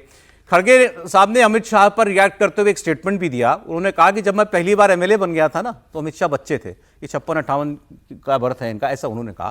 उन्होंने कहा कि ये अभी सब 60 लोग भी पार नहीं हुए हैं उम्र में, और ये हमको देशभक्ति सुनाते हैं। गोवा में बोल रहे थे मल्लिकार्जुन खड़गे। पहले आज का बयान सुन लीजिए, फिर ही दिखाता हूं आपको। कंप्लेंट वो क्या फाइल करी, जो महात्मा गांधी जी वंदे मातरम गाते वही मैं गया, जो जवाहरलाल नेहरू गए थे वही गा। अब तक 18 साल तक उन्होंने जो गाया एज ए उनकी सेंट्रल गवर्नमेंट, वाजपेयी ने जो गाया वही गाया मैं, और 12 साल तक इन्होंने चीफ मिनिस्टर होकर अब तक जो गाया वही वंदे मातरम गाया।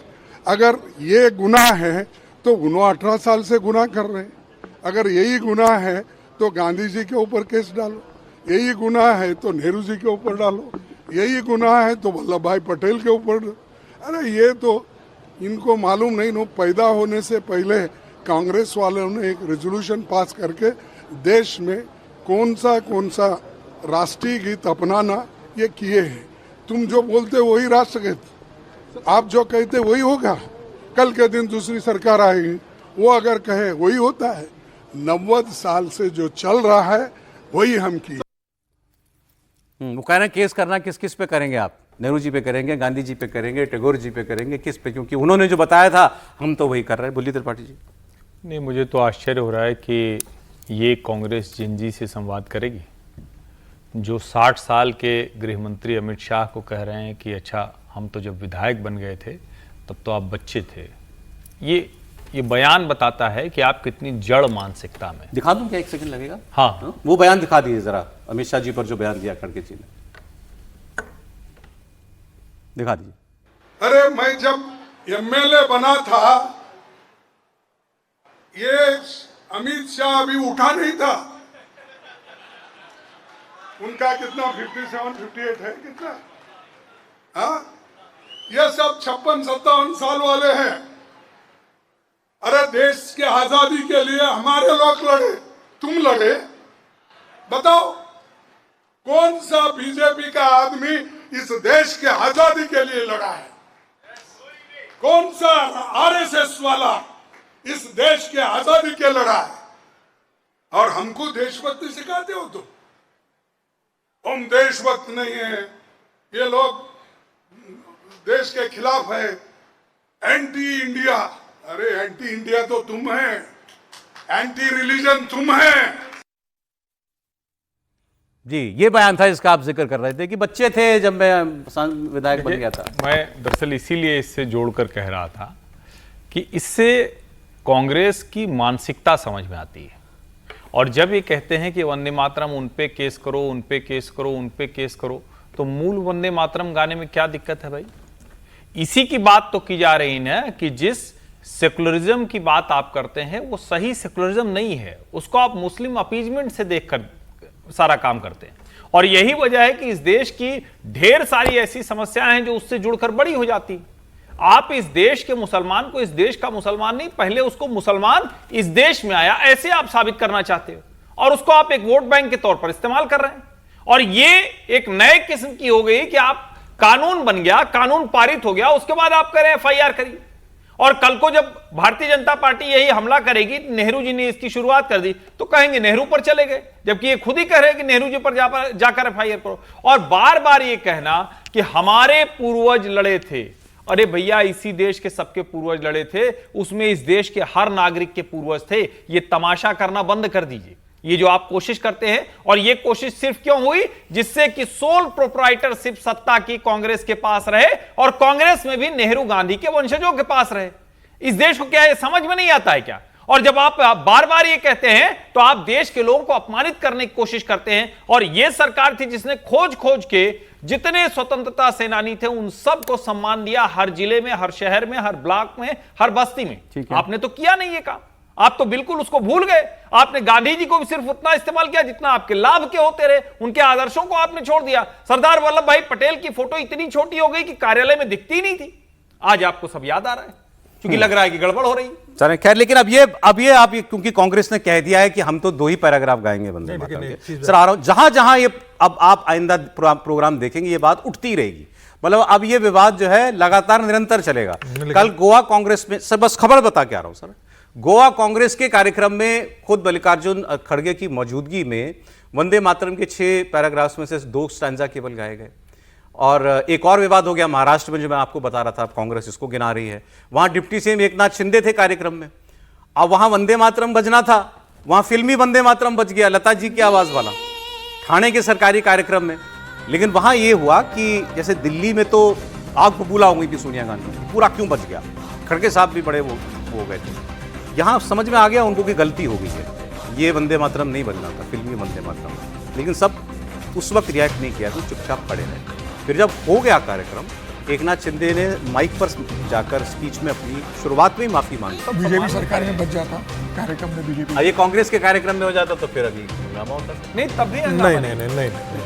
देखिए, मनसा बहुत इंपॉर्टेंट बात है। यहाँ पर वंदे मातरम के अपमान नहीं है। हम आप देख रहे हैं बॉडी लैंग्वेज, उनकी चेहरे पर चिंता की रेखाएं थी, लेकिन वंदे मातरम को सम्मान देते हुए सभी के सभी अटेंशन मुद्रा में खड़े रहे, सम्मान की मुद्रा में खड़े रहे। लेकिन वहाँ पर मामला अलग था। और जब अब खड़गे जी कहते हैं कि भाई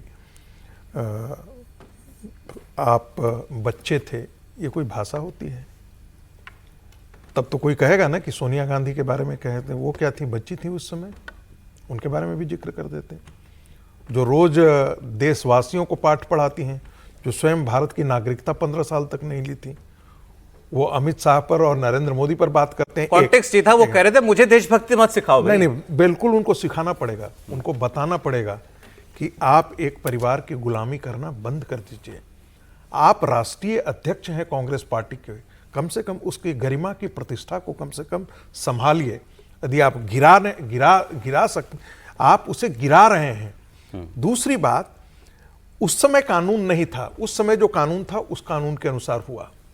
आज तो कानून बन गया है ना, इसी संसद ने बनाया है।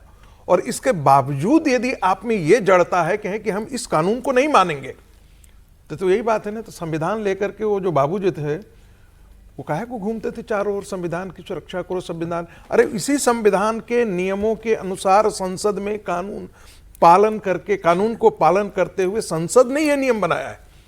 वो अच्छा है बुरा है आप ये कर दीजिए भाई। आपने जब सारे देखिए, जहां लागू होगा नियम वहां तो उनको करना ही पड़ेगा। अब केरल की सरकार में, हिमाचल की सरकार में, जहां जहां है, कर्नाटक में, तेलंगाना में, यहां तो उनको बजाना ही पड़ेगा पूरा। वो कह रहे हैं कि हम ऑप्शन उनके पास नहीं है, वो कह रहे हैं अपने प्रोग्रामों में नहीं गाएंगे। कह रहे सरकार तो कहीं की भी हो, वो नहीं बच सकती, पूरा उसको तो बजाना ही पड़ेगा।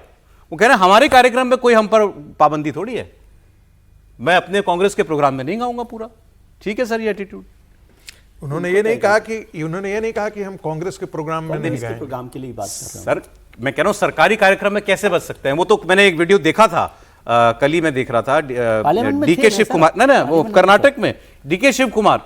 होता क्या वहां वंदे मातरम, अच्छा उसमें यह है कि पूरा वंदे मातरम सबको भी याद भी नहीं होगा, धीरे धीरे याद होगा। मुझे भी नहीं याद है, मैं क्यों झूठ बोलूं, नहीं मुझे पूरा वंदे याद करना जरूरी नहीं। अब डीके शिव कुमार का वीडियो मैंने देखा, सुनिए तो, वो 2 पैराग्राफ गा रहे हैं, मुंह से गा रहे हैं, और तीसरे पे आते चुप हो जाते हैं। आपको ये कहेगा कि भाई कांग्रेसी तीसरे पे चुप हो गया, हो सकता मैं कह रहा हूं उसके आगे आता ना हो भाई। ये कोई इशू ही नहीं है, पैराग्राफ याद होना न होना ये कोई विषय नहीं है। लेकिन वो बजा सम्मान में बजा पूरा, और वो खड़े रहे। याद हो जाए बहुत अच्छा, अगर आपको पूरा वंदे मातरम याद है, पूरा जनगण मन याद है, वो बहुत अच्छा है। लेकिन इसका मतलब थोड़ी ना जिसको याद नहीं है उसको कोई गड़बड़ है। कांग्रेस के एटीट्यूड में कोई प्रॉब्लम है या नहीं है? देखिए, इसमें 2 बातें। एक तो मैं अमित शाह जी के लिए जो कमेंट किया वो अच्छी बात नहीं है। इस तरह के बयान देने का कोई मायने नहीं होता कि अमित शाह बच्चे थे और कौन बच्चा नहीं था। ये खासतौर से खड़गे साहब जैसे जो बड़े लीडर हैं और पूरी ज़िंदगी उन्होंने राजनीति में लगाई है, उनको इस तरह के बयान नहीं देने चाहिए। लेकिन कांग्रेस ऐसा करके क्या कर रही है? वंदे मातरम का और देश का नुकसान कर रही है, और ना कर रही है मुसलमानों का नुकसान जरूर कर रही है। हाँ, ये एक लोग तो यही बात करेंगे ना कि मुसलमानों के लिए, मुसलमानों, क्योंकि हम रोज यही चर्चा करेंगे कि मुसलमानों के अपीजमेंट के लिए कर रही हैं। मुसलमानों से तो पूछिए कि वो करना चाहते हैं कि नहीं करना चाहते हैं या क्या कर रहे हैं। तो एक बात ये है। फिर दूसरी बात वही है कि कानून में क्या कहा गया है। कानून में कहा गया जहां सरकारी कार्यक्रम हो वहां बजाएं पूरा। ठीक है, वो कांग्रेस का कार्यक्रम है, कांग्रेस ने ही अडॉप्ट किया था वंदे मातरम। इसको भी समझिए कि कांग्रेस ने ही अडॉप्ट किया था ना, जब बनाया था, जब किया था, उनके अधिवेशन में हुआ था। कांग्रेस के अधिवेशन, कोई सरकार का वंदे मातरम नहीं था। तो फिर वो अपने कार्यक्रम में अपने वंदे मातरम को गा रहे हैं। इस पर रोज रोज हम क्यों इशू बना रहे हैं? यदि वो किसी दिन सरकार के कार्यक्रम में, कर्नाटक की सरकार नहीं गाए, प्रॉब्लम ही तो ये है ना कि वंदे मातरम भी मेरा तेरा हो गया ना। सर वो कह रहे हैं, हाँ, नहीं तो जिस दिन नहीं कहे, अरे तो जिस दिन नहीं गाए उस दिन करिएगा ना बात। आज आप चलिए आगे बढ़ते हैं, आगे बढ़ते हैं। सर, एक खबर आई राहुल गांधी से जुड़ी हुई, ये खबर है, समीर जी इसके बारे में और अपडेट आपको देंगे। राहुल गांधी को सुप्रीम कोर्ट से एक फौरी राहत मिली है।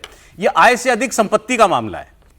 तो राहुल गांधी के ऊपर ये मामला चल रहा था, सुप्रीम कोर्ट ने इलाहाबाद हाई कोर्ट के उस आदेश पर अब अंतरिम रोक लगा दी है जिसमें राहुल गांधी की आय से अधिक संपत्ति को लेकर जांच की बात कही गई थी। कह दिया था इलाहाबाद हाई कोर्ट ने कि जांच कीजिए, आप ईडी सीबीआई इसको करनी है, जांच कीजिए, आगे बढ़िए। सुप्रीम कोर्ट ने रोक लगा दी, सुप्रीम कोर्ट गए थे राहुल गांधी। साथ में सुप्रीम कोर्ट ने सीबीआई और ईडी को भी आदेश दिया है कि अभी इस मामले की कोई जांच आगे नहीं कीजिएगा जब तक अगली सुनवाई नहीं हो जाती। और राहुल गांधी ने हाईकोर्ट के फैसले को सुप्रीम कोर्ट में चैलेंज किया था। बीजेपी के कार्यकर्ता हैं विघ्नेश शिशिर, इन्होंने राहुल गांधी के खिलाफ याचिका दाखिल की थी। हाईकोर्ट ने कहा था कि आरोपों की सत्यता की जांच होनी चाहिए, सीबीआई और ईडी ऐसे आरोपों की जांच करने के लिए स्वतंत्र है। हाईकोर्ट ने दोनों एजेंसियों से जांच की प्रगति रिपोर्ट भी देने को कहा था, लेकिन अब इस आदेश पर सुप्रीम कोर्ट की रोक लग गई है। अब नहीं, लेकिन इसमें तो बहुत बड़ी बात भी कही है सुप्रीम कोर्ट ने। क्या सर? जो एजेंसीज को कि इतने लंबे समय तक आपने इसको चुप क्यों रही है, क्यों चुप रही है? मतलब यदि ऐसा मामला रोक इसलिए लगाई फटकार लगाई आप एजेंसी को पॉलिटिकल पर्पस से ये कर रहे हो, आपने इतने दिनों में इतने समय से ये मामला अगर चल रहा है तो क्यों नहीं जांच की है ईडी सीबीआई ने? हाँ सर, ये भी है इसका एक कमेंट। हाँ, सीजीआई ने ये बोला है, मतलब जो स्पेसिफिक बयान आया उसमें कहा है, सीजीआई सूर्यकांत की बेंच ने पूछा अगर मामला इतना गंभीर था तो एजेंसी अब तक चुप क्यों रही? कोर्ट ने कहा किसी एजेंसी के सामने संज्ञेय अपराध का केस आता है तो वो खुद कार्रवाई कर सकती है, इसके लिए कोर्ट की अनुमति लेने की जरूरत नहीं है। कोई तो शिकायत करेगा ना, शिकायत की, लेकिन कोर्ट क्यों फिर ये भी शिकायत करेगा? जांच क्यों नहीं कर रहे खुद? वो ये कह रहे कि आप ही जांच करते, शिकायत की क्या जरूरत है? सर अभी मेरी समझ में तो नहीं आई बात। एक मेरा सुप्रीम कोर्ट ये कह रहा है, मैं पूछ रहा हूँ, सवाल है कि ईडी सीबीआई ने अपने आप क्यों नहीं जांच करी राहुल गांधी की डिस्प्रोपोर्शनेट? शिकायत जो थी, मामला था, इतने लंबे समय में किसी को, शिशिर साहब को आना पड़ा कोर्ट में और फिर आप इसकी जांच करेंगे? ये मामला तो पहले से आपके पास था। ऐसा नहीं है कि ईडी सीबीआई के पास मामला नहीं है, उस जांच को क्यों नहीं आगे बढ़ाया, ये मसला है। नहीं, ईडी सीबीआई के पास राहुल गांधी के खिलाफ डिस्प्रोपोर्शनेट एसेट का मामला बहुत पुराना नहीं, एक मिनट, इसमें सुप्रीम कोर्ट ने यह स्पष्ट बोला है कि सीजीआई ने इस बात पर भी सवाल उठाया कि कोर्ट ने राहुल गांधी की सुने बिना जांच के निर्देश क्यों दिए, और जब शिकायत दर्ज हुई थी तो शिकायत पर सत्यापन किया, एफआईआर दर्ज क्यों नहीं हुई आपने? और दूसरे पक्ष का जिसके ऊपर शिकायत दर्ज हुई उसका आपने उसको नोटिस जारी करके पक्ष लिया क्या? बिना पक्ष पूछे आप कैसे जांच कर सकते हो? और ये विच हंट का मामला, सब कपिल सिब्बल ने कहा, सुप्रीम कोर्ट ने कहा कि इस तरीके से नहीं हो सकता और इलाहाबाद हाईकोर्ट की जांच को रोकना पड़ेगा। फिलहाल रात दी 20 अगस्त को इसकी अगली सुनवाई होने वाली है। दादा आप बोलिए सर। देखिए 20 अगस्त को सुनवाई इलाहाबाद हाईकोर्ट में होने वाली थी, न कि सुप्रीम कोर्ट में, पहले ये क्लियर हो जाना चाहिए। तो अक्टूबर में है शायद? नहीं, सुन लीजिए। मामला था कि विघ्नेश ने एक कोर्ट में एक पिटीशन दिया था, पीआईएल फाइल किया था और कहा था कि राहुल गांधी जो है वो विदेश यात्रा इतना किए हैं, 60 करोड़ उस पर खर्चा किया है। इससे संबंधित उन्होंने दस्तावेज भी दिया था। दस्तावेज देने के बाद उन्होंने कहा था कि जो राहुल गांधी अपना सोर्स डिक्लेयर करते हैं इलेक्शन कमीशन के अंदर, उस सोर्स को देखें तो ये डिस्प्रोपोर्शनेट एसेट का मामला बनता है। अच्छा, फिर उन्होंने आधार था विदेश यात्रा। हाँ, फिर उसके बाद उन्होंने शायद ये अटैचमेंट किया कि इनकी बेनामी संपत्ति जो है वो विदेशों के अंदर इनके सोनिया गांधी से जुड़े परिवार और ऐसे ऐसे लोगों के साथ जोड़ करके, और ये ऐसा क्लेम किया जाता है जो रिपोर्टिंग वगैरह में आई है। सो इसकी जांच होनी चाहिए। इलाहाबाद हाईकोर्ट ने जांच के लिए आगे कर दिया। जब केस आया दोबारा तो इलाहाबाद हाईकोर्ट ने कहा कि हम आपकी जांच से संतुष्ट नहीं हैं। सो सीनियर सीबीआई ऑफिसर को कहिए कि वो पूरा जांच की रिपोर्ट हमको 20 अगस्त तक दे। ओके, 20 अगस्त तक सीबीआई जो है वो जांच का रिपोर्ट दायर करने वाली थी। अब जब दायर करने वाली थी तो या तो राहुल गांधी को भनक मिली होगी कि भाई उनके एसेट्स को लेकर के, क्योंकि सुप्रीम कोर्ट में जब कपिल सिब्बल ने आर्गुमेंट किया तो ये भी कहा कि से भाई रिपोर्ट से पहले जो है वो मीडिया में लीक हो जाती है चीजें। और दूसरी बात उन्होंने तर्क दिया, कहा कि ये मैंने आज तक कानून ही नहीं देखा है कि पीआईएल पर ऐसी बातें की जा रही हैं। यदि कोर्ट सीबीआई को या ईडी को यदि पहले से जानकारी थी तो वो अपने आप से स्वतंत्र जांच कर लेते। तीसरी बात उन्होंने ये नहीं कहा कि इसमें विछंट का मामला दिख रहा है इसलिए कोर्ट इस पर रोक दे। अब मजेदार बात है कि यदि इलाहाबाद हाई कोर्ट को यदि आप कहते कि भाई हाँ आपको बीच में आने दीजिए, लेकिन 20 तारीख को फाइल करने वाली थी सीबीआई, उसमें क्या सीबीआई करती क्या नहीं करती ये तो पता लगता उसके बाद तो कम से कम पता तो होता कोर्ट को। अब आपने कोर्ट के प्रोसीडिंग्स को ही रोक दिया। आपने कहा कि इलाहाबाद हाई कोर्ट जो है इसकी सुनवाई न करे, वो सुनेगा भी नहीं और एजेंसी भी आगे नहीं जाएगी। मुझे लगता है कि एक सामान्य आदमी को यह लगेगा कि राहुल गांधी को फेवर किया गया। अब ये है या नहीं, एक परसेप्शन आपको आपको ये ओवररीच लग रहा है? मैंने मुझे ऐसा लग रहा है कि आप बताइए सर, सुनना चाहिए था, बताइए। फाइल तो होनी चाहिए थी। हाईकोर्ट ने कहा जांच करो, सुप्रीम कोर्ट ने रोक दिया। देखिए, अब चूंकि न्यायालय का मसला है तो उन्होंने बहुत सी चीजें देखी होंगी, लेकिन अक्सर ऐसा देखने में आता है कि गांधी परिवार से जुड़े मामलों पर अदालत में जो सुनवाई होती है वो थोड़ा तो अलग होती है, क्योंकि हमने कई ऐसे मामले देखे हैं जिसमें चाहे वो नागरिकता का मसला हो, चाहे वो बयान का मसला हो, चाहे वो किसी के ऊपर टिप्पणी का मसला हो, उसमें जाते जाते अंत में गांधी परिवार पर कोई ऐसा डिसाइसिव मैंडेट मैंने आज तक आते हुए नहीं देखा है। हो सकता है कि वो सही हो, उनके जो सामने तर्क तथ्य होते हैं उसको सही है, लेकिन अगर कोई ऐसा मामला है तो उसकी जांच तो होनी चाहिए। बिना जांच के कैसे निर्णय हो सकता है? और अगर इस आधार पर कहेंगे तब तो फिर जाने कितने मामले होते हैं, हत्या का मामला होता है, एजेंसी जांच देर में करती है, तो क्या उसको खत्म कर दिया जाता है?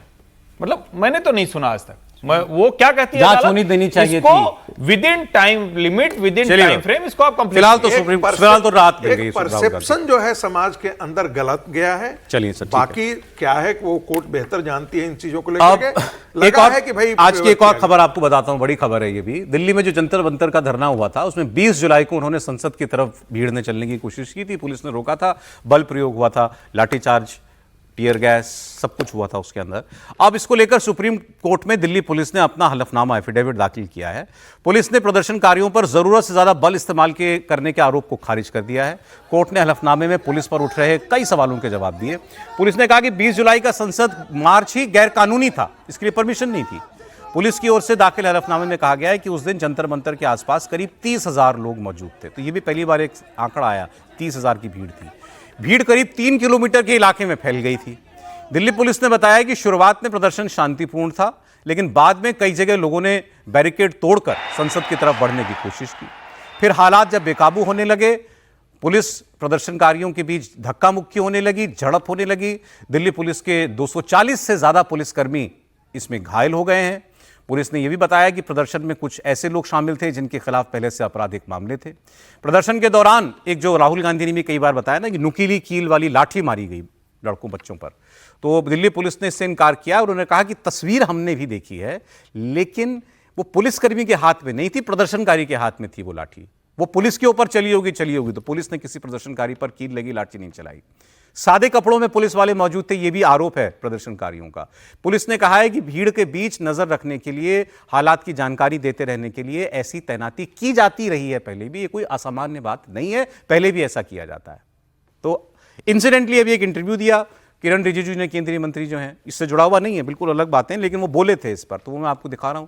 उन्होंने भी, इस सरकार में पहली बार किसी मंत्री ने अपने इंटरव्यू में खुलकर दिल्ली पुलिस की प्रशंसा की और कहा कि उनके रिस्ट्रेंट की तारीफ होनी चाहिए कि दिल्ली में गोली नहीं चली, दिल्ली में किसी की जान नहीं गई, दिल्ली में कोई भी प्रदर्शनकारी गंभीर हालत में अस्पताल में भर्ती नहीं है।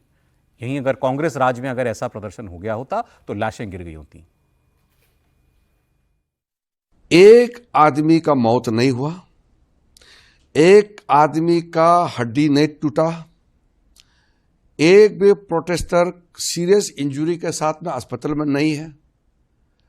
इतना बड़ा आंदोलन हजारों में आए और छात्रों के आड़ में कितने क्रिमिनल्स आए और आधे से ज्यादा लोग, चाहे वो आम आदमी का पार्टी हो, चाहे दफली बजाने वाले लोग हो, चाहे वो भीम आर्मी के हो या वो समाजवादी के हो, कितने लोग आकर के उकसा करके वो लोगों को वायलेंस करने के लिए उकसाया, फिर भी एक मौत नहीं हुआ।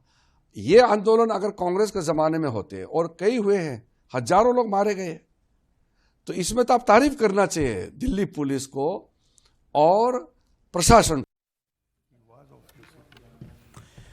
मंत्री कह रहे हैं दिल्ली पुलिस की तारीफ हो, और दिल्ली पुलिस ने कहा कि हमने कोई ज्यादती नहीं की प्रदर्शनकारियों के साथ। मंत्री जी पुलिस की तारीफ कर रहे हैं, वो तो बहुत अच्छी बात है, लेकिन मैं तो मंत्री जी की तारीफ करना चाहता हूँ कि जो हिम्मत होम मिनिस्टर ने नहीं की पुलिस की तारीफ करने की, वो मिनिस्टर साहब ने कर दी, जिनका मंत्रालय से कोई लेना देना नहीं है और ना वो इस आंदोलन से जुड़े हुए थे। ये तो नड्डा साहब के साथ गए भी नहीं थे, जितेंद्र सिंह जी गए थे। अब जो पहले हो रहा था तब तो आप आरोप लगा रहे थे कि नहीं कोई असामान्य बात नहीं है, मतलब पुलिस जो है सादे कपड़ों में तैनाती नहीं होती है, तब तो बीजेपी के लोग ही कह रहे थे। अब पुलिस ने कह दिया कि नहीं असामान्य बात नहीं, और मैं मानता हूं कि असामान्य नहीं है, क्योंकि इंटेलिजेंस के जो लोग होते हैं वो उसमें शामिल होते हैं। अब ये सारा मामला चल रहा है और इसमें एक बात है कि पुलिस ने शुरुआत में बहुत रेस्ट्रेन किया, जो हम लोग भी देख रहे थे, लेकिन बाद में जाती भी हुई। लेकिन बार बार ये कहना कि पुलिस के 240 लोगों पर ये हुआ, तो ये विक्टिम कार्ड खेलना नहीं चाहिए सरकारों को। इसका मतलब है कि जो भीड़ थी वो पुलिस से भी ज़्यादा ताकतवर है, तो फिर तो अपनी पुलिस को ठीक करिए। क्या ऐसा सिस्टम है? ये विक्टिम कार्ड बनाकर आंदोलनकारियों के ऊपर डालना ठीक बात नहीं है। और हो अच्छा, आपने कहा कि हमने फेस रिकग्निशन किया, तो पुलिस लिया थी, रिजू जी साहब भी लिया था कि जिन लोगों ने ये लाठी किलो वाली ली है उनको फेस रिकग्नाइज करके बता दे कि ये 50 लोग हैं जो पुलिस के नहीं है। क्यों? उस पर बोला उन्होंने कि ये भी किया जाता है, ये है हमारे पास। हाँ, तो वो सरकार को जाहिर कर देना चाहिए। और अब तक तो ये बात सफाई करके पुलिस कमिश्नर साहब को, होम मिनिस्टर साहब को, या जो भी जिनके लिए वो ठीक लगता है उनको साफ करना चाहिए। मेरा एक बात कहना, क्योंकि आपने इस पर एतराज किया कि पुलिस क्यों बता रही है हमारे 250 लोग घायल हो गए। पुलिस सुप्रीम कोर्ट को बता रही है क्योंकि पुलिस, उनके सवाल पुलिस पर हुए कि तुमने अननेसेसरी फोर्स यूज किया, तो पुलिस ये कह रही है कि हालात ये थे कि हमारे 250 लोग घायल हो गए, तो हमने कोई अनुचित बल प्रयोग नहीं किया। मैं ये कह रही, हाँ, मैं ये नहीं कह, मैं ये कह रहा हूँ कि इसको विक्टिम कार्ड की तरह से मत कीजिए। ठीक है। हाँ सर, आप कुछ बोल रहे थे इस पर? नहीं, मेरा कहना पुलिस ने जो किया वो बिल्कुल ठीक किया होगा, लेकिन यही जो बात सुप्रीम कोर्ट में पुलिस कह रही है, पुलिस है सार्वजनिक पत्रकार वार्ता लेके एक बोल देती, सोनम वांगचुक को उठाने के एक दिन में दिल्ली पुलिस कमिश्नर का ट्रांसफर होता है, दिल्ली में नए पुलिस कमिश्नर आते हैं, सोनम वांगचुक को उठाया जाता है, तमाम हुआ। और जिस तरीके से दिल्ली पुलिस को लेकर तमाम विपक्ष के नेताओं ने आरोप लगाए, कांग्रेस ने आरोप लगाए, राहुल गांधी ने पत्रकार वार्ता लेकर बताया कि पैलेट गन चलाई, ये लड़का घायल हो गया, इसको गोली लगी, इतनी लगा, गोली चलाने का राहुल गांधी ने आरोप लगाया, तमाम झूठे आरोप लगाए। तो दिल्ली पुलिस को पत्रकार वार्ता करने की क्यों जरूरत महसूस नहीं हुई, जब पूरे देश में दिल्ली पुलिस को लेकर चल रहा है? जानते हैं इसका सर, अनुमति नहीं मिली। नहीं तो सरकार के बिना कहे कैसे दिल्ली पुलिस प्रेस कॉन्फ्रेंस कर दी? इन्होंने ठीक कहा, पहला मंत्री बोला है 23 जुलाई पर, 20 जुलाई पर पहला मंत्री बोला है सरकार। ये बहुत गंभीर बात है। अगर दिल्ली पुलिस को अनुमति नहीं मिली, मतलब दिल्ली पुलिस पे अत्याचार हो, सारा गलत हो, लेकिन जिसको अन्याय हो रहा है वो अपनी बात नहीं रख सकता जनता के सामने। उनके परिजन आए थे ना, परिजन आए थे ना, परिजन से क्या होता है सर? परिजन में जिससे घायल हो गए, सर आप बोल रहे हैं, ब्रेक लेना पड़ेगा। देखिए, जिस प्रकार का यूफोरिया क्रिएट किया गया था, उसमें दिल्ली पुलिस का उस समय प्रेस वार्ता करना बिल्कुल ही गलत होता, वो और आग को और भड़काता। लेकिन मैं भी ये मानता हूं कि तिलचट्टों की जितनी होनी चाहिए थी सेवा, वो नहीं हुई, और दिल्ली पुलिस ने बहुत ज्यादा रिस्ट्रेन किया। चलें सर, ठीक। जिस प्रकार के वहां पर गुंडई हो रही थी, बदमाशियां हो रही थी, छात्रों के बीच में अराजक लोग वहां पर आकर के गंदा काम कर रहे थे, उनकी वाकई अच्छी सेवा। अब देखिए, अब तो सुप्रीम कोर्ट आगे क्या कहता है। इंडिया टीवी के व्यूअर्स के लिए एक इंपॉर्टेंट और इंटरेस्टिंग खबर मैं सबसे पहले आपको बताना चाहता हूं। Subscription free OTT platform veto, और वीटो आपके फोन में, आपकी टीवी में नहीं है तो डाउनलोड कर लीजिए तुरंत। आप इस ओटीटी प्लेटफॉर्म वीटो को डेविस कप 2026 के एक्सक्लूसिव स्ट्रीमिंग राइट्स मिले हैं, और इसे अब भारतीय दर्शक अपने घरों में परिवार के साथ बिना किसी सब्सक्रिप्शन के देख सकते हैं। ओटीटी इकोसिस्टम लगातार बदल रहा है। आज दर्शकों में सिर्फ ऑन डिमांड कंटेंट ही नहीं, लाइव स्पोर्ट्स इवेंट्स का भी क्रेज है, और veto news, music, entertainment, kids content के साथ लाइव स्पोर्ट्स को जोड़कर भारतीय दर्शकों के एक्सपीरियंस को बदल रहा है। वीटो की मैनेजिंग डायरेक्टर रितु धवन जी ने कहा है कि डेविस कप टेनिस का वर्ल्ड कप है, और भारतीय दर्शकों तक इसे पहुंचाना वीटो के लिए एक बड़ी उपलब्धि है। देश टीम को चीयर करने के लिए तैयार है, और बिना सब्सक्रिप्शन के दर्शक डेविस कप देख सकेंगे वीटो पर। वीटो की मैनेजिंग डायरेक्टर ने कहा कि हम चाहते हैं कि भारतीय परिवार एक साथ बैठकर टीवी पर टीम इंडिया का हौसला बढ़ाए। अब वीटो और डेविस कप के बारे में और आपको और बताएंगे इंडिया टीवी के स्पोर्ट्स एडिटर समीर राजगुरु जी। समीर, शुक्रिया सौरभ। और एक बहुत ही बड़ी खबर है ये हिंदुस्तान के लिए और भारत के हर फैन के लिए, और हर कोई जो ये सोच रहा था कि न्यूज़ चैनल में सिर्फ न्यूज़ मिलता है, लेकिन नहीं, इंडिया टीवी के वीटो ऐप जो एक ऐसा ऐप है जिसमें हर तरह के एंटरटेनमेंट की बात करें, न्यूज़ की बात करें, क्रिकेट की बात करें, स्पोर्ट्स की बात करें, हर जो है ना मैदान से जो है यहाँ पर चीज़ें देखने को मिलती है। एक अपने आप में कंप्लीट ऐप है। वीटो ऐप के बारे में मैं थोड़ा सा आपको बता दूं, वीटो ऐप आप प्ले स्टोर में या ऐप स्टोर में जाके डाउनलोड कर सकते हैं, बिल्कुल फ्री, जो आप सौरभ बता चुके हैं। लेकिन डेविस कप की अगर मैं बात करूं, डेविस कप एक ऐसा टूर्नामेंट है टेनिस की दुनिया का जिसको वर्ल्ड कप ऑफ टेनिस कहा जाता है। 1900 में शुरू हुआ था, तो यानी कि करीब 126 साल पुराना टूर्नामेंट है और बहुत ही रेप्यूटेड टूर्नामेंट है, और इसके एक्सक्लूसिव राइट्स हिंदुस्तान के और पूरे वर्ल्ड के जो भी मैचेस होने वाले हैं, जितने भी स्पोर्ट्स के फैंस हैं और जो भी टेनिस से जुड़ा हुआ है, उनके लिए बहुत बड़ी खबर है कि पूरे मैचेस आप वीटो ऐप में लाइव देख सकते हैं। इंग्लिश स्ट्रीमिंग हो, चाहे वो हिंदी स्ट्रीमिंग हो, अलग अलग लैंग्वेज में भी आप देख सकते हैं। तो वीटो ऐप में आपको कंप्लीट पूरा का पूरा जो है ना, वीटो ऐप में आपको देखने को मिलेगा। जैसा कि सौरभ आपने बताया कि जो मैनेजिंग डायरेक्टर हैं वीटो की, उन्होंने ऋतु धवन, उन्होंने ये भी कहा है कि ये वर्ल्ड कप ऑफ टेनिस है। उन्होंने एक बात और कही है जिसको मुझे बहुत अच्छी लगी है लाइन में, इससे पहले की सारी बातें कहूँ, फैंस के लिए बहुत ज़रूरी है। उन्होंने कहा है कि ये एक ऐसी चीज़ है जो फैंस के लिए स्पोर्ट्स तो लेके आ ही रही है, लेकिन when nation is ready to cheer, every cheer matter, और वीटो इस चीयर में आपके साथ है कि आप चीयर कर सके अपनी टीम को। चलिए थोड़ा सा मैच के बारे में बता दूं। डेविस कप, और डेविस कप का जो पहला राउंड था वो भारत ने जीता है नीदरलैंड्स के खिलाफ, और वो मैच आपने बेंगलुरु में नीदरलैंड्स को पटका है, जो कि बहुत ही मजबूत टीम थी। और इसमें कोई शक नहीं कि टीम इंडिया, जिसमें सुमित नागल है जो कि फ्रेंच ओपन खेल चुके हैं, ऑस्ट्रेलियन ओपन खेल चुके हैं, विंबलडन खेल चुके हैं, उनके साथ यूकी भामरी है जो सारे ग्रैंड स्लैम्स खेल चुके हैं और डबल्स के बहुत जाने माने खिलाड़ी हैं। उनकी दोनों बहनें भी बहुत, सना भामरी है, अंकिता भामरी की बात करें जो बिली जीन कप और भारत के अलग अलग टूर्नामेंट से बहुत नाम कमाया है, उन्होंने उनके छोटे भाई हैं यूकी भामरी। तो बहुत सॉलिड टीम है, वीटो में आपको देखने को मिलेगा। आपको सबसे पहले बता दूं कि जो क्वालिफायर सेकंड राउंड है उसमें 14 देश, 14 नेशंस, 35 मैचेस देखने को मिलेंगे सेकंड राउंड, जो कि सितंबर में होगा। सारे डेट्स और सारे अपडेट्स हम आपको इंडिया टीवी पर लगातार बताते रहेंगे, और वीटो ऐप को आप डाउनलोड करें, उसमें आपको सारे अपडेट्स मिलेंगे टेनिस के। और 14 देश, 35 मैचेस, 35 मैचेस क्वालिफायर्स के सेकंड राउंड में। और भारत का जो सेकंड राउंड मैच है वो साउथ कोरिया में खेला जाएगा, साउथ कोरिया के अगेंस्ट। और साउथ कोरिया से जैसे ही आप ये मुकाबला जीतेंगे, जिसकी पूरी उम्मीद है कि टीम इंडिया जीतेगी, टीम इंडिया जो है जो सुपर 8 जिसको कहते हैं, 8 टीम के उसमें क्वालिफाई करेंगे, जिसमें 21 मैचेस होंगे, और इसका फाइनल इटली में सितंबर में खेला जाएगा। और इसमें टीम इंडिया अगर फाइनल में पहुंचती है, और जिसके बहुत ज्यादा चांसेस है, चौथी बार टीम इंडिया फाइनल में पहुंचेगी। और हमें मालूम है भारत की, अगर हम विरासत की बात करें टेनिस की, तो चाहे रामानाथन कृष्णन हो, विजय अमृतराज हो, रमेश कृष्णन हो, और फिर लियांडर पेस, महेश भूपति, लाजवाब उन्होंने टेनिस के परचम को लहराया। और उसके बाद हम बात करें सोमदेव बर्मन की, और उसके बाद यूकी भामरी, और बिल्कुल समीप। तो ये वीटो ऐप, सौरभ, ये अब डाउनलोड करने का टाइम आ गया है, क्योंकि इसमें लाइव स्पोर्ट्स की शुरुआत हो चुकी है। लाइव स्पोर्ट्स, और वो भी इंटरनेशनल डेविस कप। बेहतरीन, बहुत शुक्रिया समीप राजगुरु आपका। तो जितनी बार समीप ने दोहराया, मैं भी दोहराता हूँ, वीटो ऐप को डाउनलोड कीजिए। आपको एक बहुत अलग और एक एक्साइटिंग अनुभव देने की कोशिश की हमने। इसके लिए मुबारकबाद देना, बहुत शुक्रिया सर, हमने डाउनलोड कर लिया, बड़ा काम एक तरह से सर डाउनलोड के लिए लगा दिया मैंने। अरे वाह सर, ये काम आपने किया ना, बाकी मेरा चेक नहीं करने पड़ा, डाउनलोड करने लगा दिया। वीटो है कि नहीं उसमें, नहीं, बट ऑन सीरियस नोट उसको अच्छा एक्सपीरियंस देने की कोशिश की। सब्सक्रिप्शन फ्री है, टीवी पे डाउनलोड, न्यूज, एंटरटेनमेंट, किड्स के लिए, म्यूजिक के लिए, फिल्मों के लिए, आपकी रुचि जिस भी जगत में है वो उससे जुड़ा कंटेंट आपको वीटो पर जरूर मिलेगा। तो प्लीज एक्सपीरियंस कीजिए इसको एक बार। फिर आगे बढ़ते हैं। राम मंदिर से जुड़ी बड़ी खबर है, राम मंदिर चढ़ावा चोरी से जुड़ी। इनफैक्ट एसआईटी की रिपोर्ट दे दी गई है प्रशासन की तरफ से ट्रस्ट को। अब इस मामले में खबर यह आई है कि चंपत राय जी जो कि महासचिव थे, और उनके नीचे अनिल मिश्रा जी, इन्हीं दोनों नामों को लेकर के विवाद था ना कि इनको क्यों नहीं पता चला तो एफआईआर क्यों नहीं कराई। सूत्रों के मुताबिक इनको क्लीन चिट मिल गई है। श्री राम जन्मभूमि तीर्थ क्षेत्र ट्रस्ट के पूर्व महासचिव चंपत राय और पूर्व सदस्य अनिल मिश्रा को बड़ी राहत की खबर है।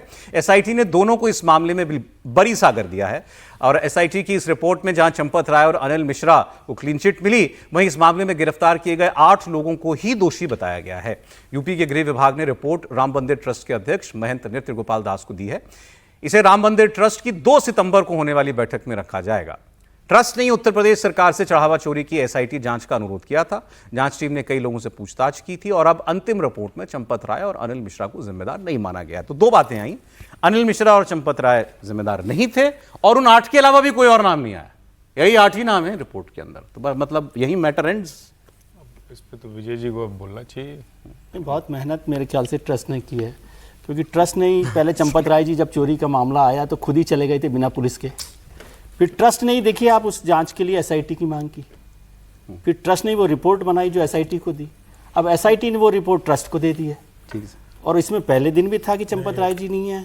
सौरभ आप मुस्कुरा रहे हैं विजय जी। मैं मुस्कुरा तो इसलिए रहा था, मैं और इसको आखिरी बार कब संतुष्ट हुए विजय जी? नहीं, सौरभ एक लाइन बोल रहा हूं। एक लाइन तो बोलने दीजिए, फिर आप पूरा बोलिएगा। एक लाइन बोल लेने दीजिए, बोल लेने दीजिए। चलिए बोलिए।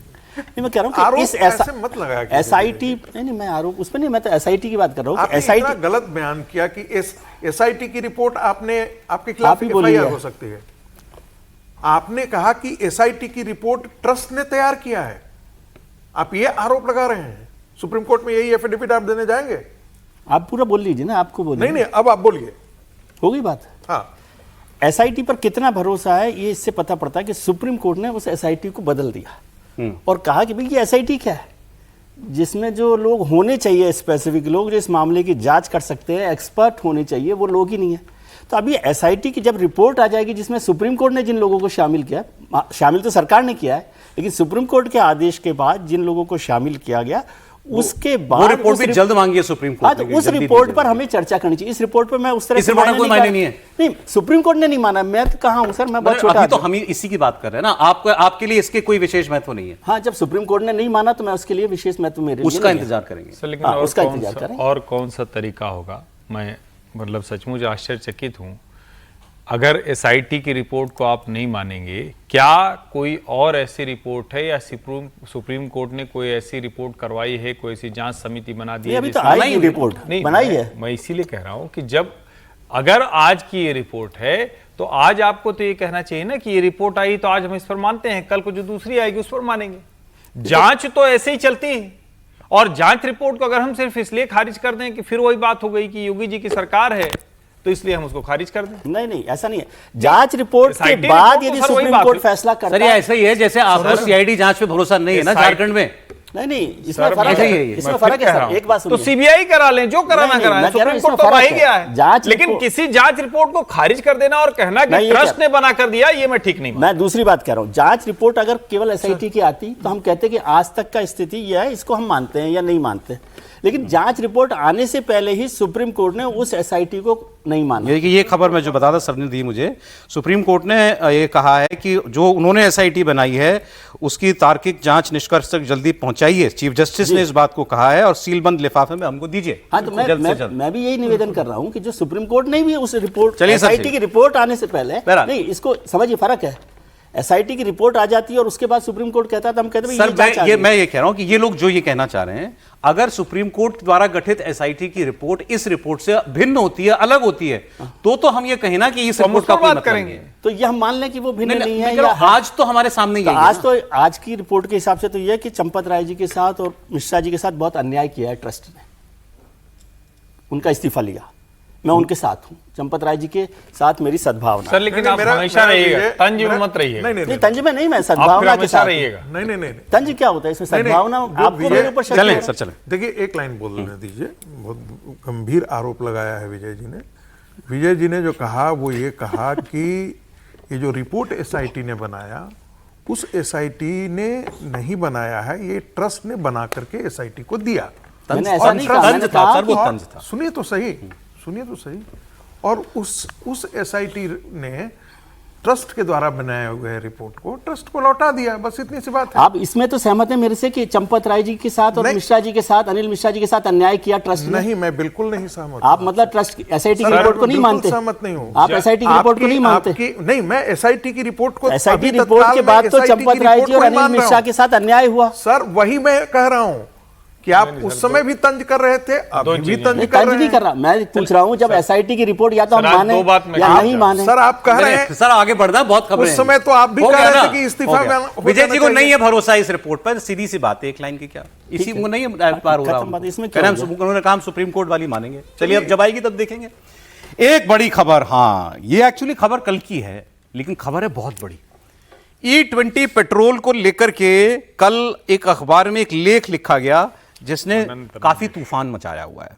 अब ये किसने ये लेख लिखा था मैं आपको बताता हूं। ये लेख जो है वो लिखा गया है भारत सरकार में वित्त मंत्रालय के प्रमुख आर्थिक सलाहकार, वित्त मंत्रालय का प्रमुख आर्थिक सलाहकार, मतलब इकोनॉमिक मैटर्स पर सरकार का सबसे बड़ा एडवाइजर वी अनंत नागेश्वरन। एक व्यक्ति और है, उनके साथ मिलकर इन्होंने ये लिखा है। आकाश पुजारी है, ये भी कंसल्टेंट है डिपार्टमेंट ऑफ इकोनॉमिक अफेयर्स, सलाहकार ही हुए। और ये कह रहे हैं अपने लेख में कि सरकार को E20 पेट्रोल के साथ जो खास तौर पर टू व्हीलर्स, करोड़ों टू व्हीलर जो E20 के लिए नहीं बने, जो पहले निर्मित हुए हैं उनको E10 का ऑप्शन दिया जाना चाहिए। वो साथ में ये कह रहे हैं कि इन स्कूटरों, गाड़ियों, मोटरसाइकिलों में कोई बहुत दिक्कत आ रही है, ऐसा नहीं है। वही 3 से 6% में माइलेज डाउन होता है, थोड़ी बहुत अंदर रबर पार्ट्स में प्रॉब्लम आती है, वो भी यही कह रहे हैं। और वो कह रहे हैं कि ये बहुत कम दाम में, पैसे में ये ठीक भी कराए जा सकते हैं, इक्विप किया जा सकता है E20 के लिए। लेकिन उनका आर्ग्यूमेंट कुछ और है, क्यों E10 दिया जाना चाहिए। उन्होंने कहा पहले हमें बहस ये करनी है कि हमें कितना एथेनॉल बनाना है देश में। ब्लेंडिंग का 50% कर लो, किया हुआ है विदेशों में लोगों ने, लेकिन क्या वो हमारे लिए ठीक है? उनका आर्ग्यूमेंट वहां है। और वो कह रहे हैं कि मैं ये बात नहीं करना चाहता कि हमारा इंपोर्ट बिल इतना है तो उसको कम करने के लिए हमें इतने एथेनॉल की जरूरत है। बोले ये बहस ही गलत है। क्या हम इतना एथेनॉल बनाना चाहते हैं? उसकी और कॉस्ट क्या है? उन्होंने कहा एथेनॉल आप कहां से बनाते हो? इथेनॉल आप गन्ने से बनाते हो, आप मक्के से बनाते हो, और जो ग्रेन्स होते हैं उससे बनाते हो, चावल से बनाते हो। ठीक। उनका ज्यादा फोकस था दाने पर, ग्रेन्स पर, खासकर मक्के पर। उन्होंने कहा कि ये आप मक्के की जरूरत को समझिए ना। आज मक्का जितना उगता है और या बाकी जितनी चीजें हैं, जैसे चीनी, शुगर केन है, गन्ना है, अभी सरकार ने एथेनॉल के लिए गन्ना दिए जाने पर फिलहाल एक रोक लगाई है, अभी अगले कुछ महीनों के लिए। शायद चीनी की कमी ना हो जाए देश में, सितंबर तक चीनी के दाम ना बढ़ जाएं, क्योंकि उसी गन्ने से चीनी बनती है, उसी गन्ने से एथेनॉल बनाते हो आप। एथेनॉल बनाने के लिए अगर आप वो मक्के का इस्तेमाल करोगे तो मक्के का और उपयोग जो होता है वहां के लिए मक्के की कमी हो जाएगी। और फिर उनका आर्गुमेंट यह है कि ये इतने बड़े पॉलिसी डिसीजन है कि ये रिवर्स नहीं हो सकते, क्योंकि इससे आप क्रॉप पैटर्न डेवलप कर रहे हो, नया क्रॉप पैटर्न डेवलप कर रहे हो। और एक बार ब्लेंडिंग शुरू कर दी तो ब्लेंडिंग यूं ही नहीं रुक जाएगी ना। अब देश में अगर 1 लीटर में 20% एथेनॉल मिलाना है तो मिलाना है, उतना एथेनॉल तो चाहिए ही चाहिए। फिर उस दिन कम हो गया तो वो पूरा इकोसिस्टम वैसा तैयार हो जाएगा, वो वापस नहीं हो सकता। वो कह रहे हैं इसकी कॉस्ट पहले चेक कीजिए कि देश के ऊपर और कॉस्ट कितनी है इसकी। तो बोलिए आप सर। देखिए, मुझे लगता है कहानी कुर्सी के दर्शक ठीक यही बात जो आज वी अनंत नागेश्वरन कह रहे हैं, इसको बहुत बार सुन चुके हैं। और मैं इस पर बात करते हुए एक शब्द इस्तेमाल कर रहा था, ट्रांसपेरेंसी, पारदर्शिता। और मैंने ये भी कहा था कि धान हो, दूसरी ऐसी फसलें हो, उन उपजों को उपजाने में जो पानी लगता है, जो एक इकोलॉजी तैयार होती है, जो पर्यावरण संतुलन होता है, उस सब की रिपोर्ट कहां है? ये कहने से नहीं चलेगा कि यूपीए शासन काल में ही ये शुरू हो गया था। ये कहने से नहीं चलेगा कि हमने देखो कर दिया, हमारा आयात बिल कम हुआ। आयात बिल कम हुआ तो क्या हम उससे यहां लंबे समय तक सस्टेन करने की स्थिति में? क्या वी अनंत नागेश्वरन वही कह रहे हैं जो कोई भी थोड़ा सा भी अर्थशास्त्र और समाज आप तो इस मत के पहले भी रहे। मुझे ये बताइए कि ये चीफ इकोनॉमिक एडवाइजर के लिखने का क्या मतलब है? ये कोई हिंट है क्या कि सरकार इस पर रीथिंक कर सकती है, या इसका कोई मतलब नहीं है? नहीं, बिल्कुल। अगर लिखा है जानते हुए पोस्ट पे और लिखा है तो वो जानते हुए कि मैं लिखूंगा तो इसकी चर्चा होगी। और मुझे लगता है सरकार को ये सच करने वाला है पूरी तरीके से कि आपका चीफ एडवाइजर अगर इस तरीके से कह रहा है तो सरकार की पॉलिसी पर उन्होंने प्रश्न चिन्ह लगा दिया है कि भाई आप इस पर विचार कीजिए, इसको कब तक करना है, किस तरीके से करना है, और क्या इसको आप पैटर्न डेवलप करके चलोगे या इसको E20 से E30, E40 पे जाओगे? नहीं, वो उन्होंने कहा वो तो आगे तो बिल्कुल नहीं करना। लेकिन अगर E20 पे भी अगर उन्होंने प्रश्न चिन्ह लगा दिया, E10 का भी ऑप्शन उपलब्ध कराने के लिए बोल रहे हैं, तो मुझे लग रहा है कि सरकार के लिए एक बहुत बड़ी एम्ब्रेसिंग सिचुएशन है। अब सरकार को उनकी बात का जवाब देना बहुत मुश्किल होगा। लेकिन यही बात क्या उन्होंने सरकार से बंद दरवाजे की मीटिंग में रखी थी? सार्वजनिक उनको क्यों कहना पड़ा? या तो बंद दरवाजे में उन्होंने सरकार को कई बार इसको लेकर सलाह दी होगी, सरकार ने सुनी नहीं होगी, तो अब उन्होंने सार्वजनिक रूप से अखबार में लेख लिखकर अपनी बात को सार्वजनिक किया है। ये भी बात होगी। तो क्या सरकार उनकी बात को सुन नहीं रही थी? उनकी बात को इग्नोर किया गया, तब उन्होंने अपनी बात को सार्वजनिक कहा। ये भी एक देखने वाली बात होगी। मुझे लगता है कि फिलहाल सरकार के लिए ये एक परेशानी का सबब उन्होंने खड़ा। अब जैसे उन्होंने कहा कि अब ये जो दाना है ये पोल्ट्री में भी इस्तेमाल होता है, ये एनिमल फीड भी है, इसी से आपको एथेनॉल भी बनाना है। अब अगर एथेनॉल में जाएगा दाना तो पोल्ट्री के लिए कम पड़ेगा, तो पोल्ट्री की कॉस्ट बढ़ेगी। मतलब वो कह रहे हैं ये सब एक साइकिल रिलेटेड है। एक जो उन्होंने आर्गुमेंट दिया है कि भाई जो आप बार बार कहते हैं कि इंपोर्ट बिल जो है वो हमारा कम हो जाएगा, तो उस पर उन्होंने आर्गुमेंट दिया है कि ये 3 से 4% इंपोर्ट बिल कम हो जाएगा। बहुत नॉमिनल हम उससे कह सकते हैं। जो अभी जो इंपोर्ट बिल आ रहा है उस पर 3-4% बढ़ जाएगा, कम हो जाएगा, इससे ज्यादा नहीं होगा। तो ऐसी स्थिति में कोई ये तर्क नहीं बनता है। मुझे लगता है कि दो बातें यहां से निकल करके आ रही। एक, या तो प्रधानमंत्री के स्तर पर बिना प्रधानमंत्री कार्यालय के या बिना प्रधानमंत्री की अनुमति के ये लेख नहीं लिखा गया होगा, या उन्होंने तय कर लिया होगा कि भाई नहीं, हमको प्रधानमंत्री नहीं सुन रहे हैं तो बाहर तो बोलना ही है। तो ऐसा हिम्मत तो दिखा नहीं सकते हैं, और ऐसा हिम्मत दिखाने का मतलब है कि फिर आपको देखिए आगे क्या होता है। समीर जी, अगली खबर की तरफ आपका ध्यान दिला रहा था मैं। अगली खबर जो है, क्योंकि इस पर कल होम मिनिस्टर ने एक पोस्ट किया है, तो और क्योंकि वो अब एक पोस्ट से सब समझ में नहीं आता कि कितनी बड़ी खबर है, लेकिन अगर गृहमंत्री अमित शाह अपने हैंडल से कोई खबर देते हैं तो मतलब वो बड़ी खबर होगी। उन्होंने ये लिखा कि हमारी सुरक्षा बलों ने, हमारी एजेंसियों ने पाकिस्तान की खुफिया एजेंसी आईएसआई से जुड़े एक बड़े आतंकी संगठन पर एक्शन किया। कितना बड़ा एक्शन है ये समझिए आप। भारतीय सुरक्षा एजेंसियों ने आईएसआई से जुड़े आतंकी संगठन शहजाद भट्टी नेटवर्क को ध्वस्त किया, यह होम मिनिस्टर ने बताया। 14 राज्यों में संयुक्त कार्रवाई हुई, 250 से ज्यादा लोग गिरफ्तार हुए हैं इसके अंदर, जो भारत के अलग अलग शहरों को निशाना बनाना चाहते थे। 12 अगस्त को राज्य पुलिस बलों के साथ रियल टाइम इंटेलिजेंस शेयरिंग में एक ही दिन में यह ऑपरेशन चलाया गया। गृह मंत्री अमित शाह ने एक्स पर पोस्ट करके इसकी डिटेल दी है कि आईएसआई से फंडिंग होने वाले इस समूह से जुड़े हुए भारत में सैकड़ों लोग पकड़े गए हैं। ये इनके पास से आईडीज मतलब बम बरामद हुए, पाकिस्तान ऑर्डिनेंस फैक्ट्री में बने हुए ग्रेनेड बरामद हुए, पिस्तौलें मिली, जिंदा कारतूस मिले, और तो और इन्होंने जासूसी करने के लिए हमारे सिक्योरिटी संस्थानों के ऊपर, हमारे धार्मिक स्थानों के बाहर सीसीटीवी कैमरे फिट कर दिए थे, जिसकी फीड ये पाकिस्तान भेजते थे। और ये सब आईएसआई से रिलेटेड है। शहजाद भट्टी गैंगस्टर हुआ करता था, अभी आईएसआई से मिलके टेरर नेटवर्क इसने भारत के अंदर पैदा कर लिया था। आप सोचिए कि इससे इतने लोग जुड़े हुए थे, और एक दिन में संगठित कार्रवाई करके, रियल टाइम इंटेलिजेंस शेयरिंग करके इतने राज्यों की पुलिस ने और इतनी सारी एजेंसियों ने मिलकर 250 से ज्यादा लोगों को पकड़ा है। तो सर कितनी बड़ी साजिश होगी ये। सर अब अजीत डोभाल क्यों जरूरी है देश के लिए? अजीत डोभाल जिस तरीके से काम करते हैं और प्रधानमंत्री मोदी और अमित शाह जिस तरीके से सपोर्ट करते हैं उनको, और ये तीनों का नेटवर्क टीम वर्क जिस तरीके से काम करता है, उसका ये परिणाम कि देखिए अमित शाह जी ने गृह मंत्री रहते अजीत डोभाल के देखरेख में एजेंसी से बात की, गृह मंत्रालय ने जो सपोर्ट दिया, उसके बाद ये भट्टी का जो आतंकवाद गिरोह का इनका जो था, जो देश के अंदर अराजक स्थिति और बम विस्फोट की प्लानिंग कर रहा था, किस तरीके से सिस्टमेटिक तरीके से उसको आइडेंटिफाइड किया और खत्म किया।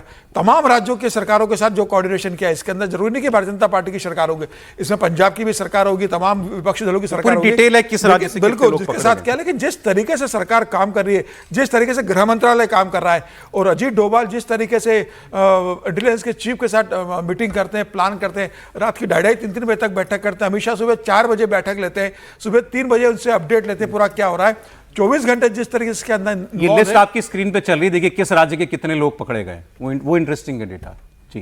जी सर, तो ये बता रहा है कि मतलब अब गृह मंत्रालय किस तरीके से कर रहा है। तब इसी कारण आप देखिए 2014 के बाद एक भी बड़ा आतंकवादी हमला इस देश में नहीं हुआ है, जो पहले जगह जगह में जब बम विस्फोट सुनने को मिलते थे, 2014 के बाद हमें देखने को मिला। और वहां पर जम्मू कश्मीर में भी आर्टिकल 370 खत्म होने के बाद कोई ऐसी गतिविधि देखने को मिली। तो अजीत डोभाल, नरेंद्र मोदी और अमित शाह के, हाँ देखिए ना, पूरे भारत में कितने राज्यों से जुड़े हुए लोग हैं, सबसे ज्यादा लेकिन यूपी से, राजस्थान से, पंजाब से, हरियाणा से, उत्तर प्रदेश, दिल्ली से, यहां से सबसे ज्यादा लोग पकड़े गए। उत्तर प्रदेश, पंजाब, राजस्थान, दिल्ली, पंजाब, ये 4। मजेदार बात है कि जो हम उम्मीदें थी कि महाराष्ट्र में भी होगा उतना ही, गुजरात तो मैं नहीं मान रहा था, लेकिन केरला से शायद 3 ही है या 4 है। तो मतलब ये कि नॉर्थ इंडिया से ज्यादा लोग मिले हैं, नॉर्थ इंडिया में सबसे ज्यादा लोग मिले हैं। बहुत बड़ी उपलब्धि है। आगे बढ़ते एक बड़ी खबर थी, हमको पहले इसको लेना चाहिए था, क्योंकि ये देश की सुरक्षा से भी जुड़ा मामला, और एक पूरा जिस तरह से ऑपरेशन चलाया गया, राहुल गांधी जो कहते थे ना कि नरेंद्र मोदी और अमित शाह जी क्या करते हैं, यही करते हैं। जी बोलिए। मैं कह रहा हूँ कि ये एक बड़ा ऑपरेशन था। कल मैं उस खबर को देख रहा था, कई बार होता बहुत सारी बातें भूल जाते, जैसे नागेश्वरन की भी खबर मैंने देखी थी कि वो किस तरह से वो कर रहे हैं। तो ये बड़ी खबर थी, हमको इस पर ज़्यादा चर्चा करनी चाहिए थी कि सुरक्षा को लेकर किस तरह से पूरा देश जब एकजुट होता है, सारी एजेंसियां, तब वो इस तरह का काम होता है। और इसके लिए क्रेडिट भी देनी चाहिए होम मिनिस्ट्री को, और जो लोग टीम में इसमें लगे हैं उसके लिए भी बोलना चाहिए। चलें सर, एक खबर आज जो ट्रंप साहब ने दी उसकी बात कर लें। ट्रंप ने भारत के इलेक्शन सिस्टम की तारीफ में एक पोस्ट लिखा है। उन्होंने सोशल मीडिया पोस्ट करके भारत में चुनाव व्यवस्था का हवाला देते हुए सेव अमेरिका एक्ट पास करने की अपील की है। ट्रंप ने कहा है कि इस महीने की शुरुआत में भारत के मुख्य चुनाव आयुक्त ज्ञानेश कुमार ने हमारे प्रशासन से, मतलब ज्ञानेश कुमार ने अमेरिका के प्रशासन से पूछा कि तुम्हारे यहाँ ये बिना फोटो आईडी के बिना चुनाव कैसे हो जाता है। हमारे तो हर आदमी के पास फोटो आईडी होता है जो वोट डालने जाता है। तो ट्रंप ने कहा कि भारत में जो आम चुनाव हुआ पिछला, उसमें 64 करोड़ 60 लाख लोगों ने वोट डाला और इसमें से केवल 1% से कम लोगों ने वाया पोस्ट, डाक के जरिए अपना वोट दिया था, जिसे हम पोस्टल बैलेट कहते हैं। तो वो कह रहे हैं 60 करोड़ से ज्यादा लोगों ने अपना पहचान पत्र आईडी, फोटो वाली आईडी दिखा के वोट डाला। हमारे पास तो एक के पास भी नहीं है फोटो आईडी। तो वो तारीफ कर रहे हैं कि देखो भारत में ऐसा होता है। नहीं, देखिए मैं तो इसको एक लाइन में यही कहूँगा कि जब किसी कालखंड में किसी देश की स्थिति बदलती है तो लोग उसको फॉलो करते हैं, यानी उसको लीडरशिप पोजीशन पर रखते हैं। और ये आज हम इसको इस बात पर नहीं कह रहे हैं कि ज्ञानेश कुमार जी का नाम लेकर हमारे चुनाव आयोग का, हमारा जो इलेक्शन सिस्टम है, इलेक्टोरल सिस्टम, उसको लेकर कहा है। हमने जब कोविन को लेकर पोर्टल बनाया था तब दुनिया ने ये देखा था, वहां कागज का लेके घूमते थे। हमारे यहाँ एयरपोर्ट पर कहीं भी आपको जाना है तो डिजिटल था, डिजिटल दिखा दीजिए। हम एडवांस टेक्नोलॉजी के मामले में, हम चीजों को बेहतर तरीके से करने के मामले में लीडरशिप पोजीशन पर हैं। अब इसको कोई मतलब माने या ना माने, लेकिन दुनिया इसको स्वीकार। आप ये ऐसे इधर करके क्यों बोल रहे थे? नहीं, कोई माने या ना माने, इसका ऐसे वो भी इधर मुंह करके बोल लेंगे क्या मतलब? नहीं सर, इसका टीएन शेषन का आपके पास ब्रेक में समय है अभी, इसका क्रेडिट तो मैं फिर सर इसका क्रेडिट टीएन शेषन को दे देना चाहिए। नहीं, लेकिन एक चीज पूछते हैं, दो दर्शक पूछते हैं कि आपके पैनल में कोई शहरी नक्सल हैं? इलेक्टोरल सिस्टम मैं कह देता हूं विजय जी की का जो तरफ इशारा सबसे कर देता हूं। मजबूत जो है देश का इलेक्टोरल सिस्टम रहा है, और जो ज्ञानेश कुमार भी उसको रिप्रेजेंट करते हैं, वो अलग नहीं है, उनको आप अलग तरीके से नहीं देखना चाहिए।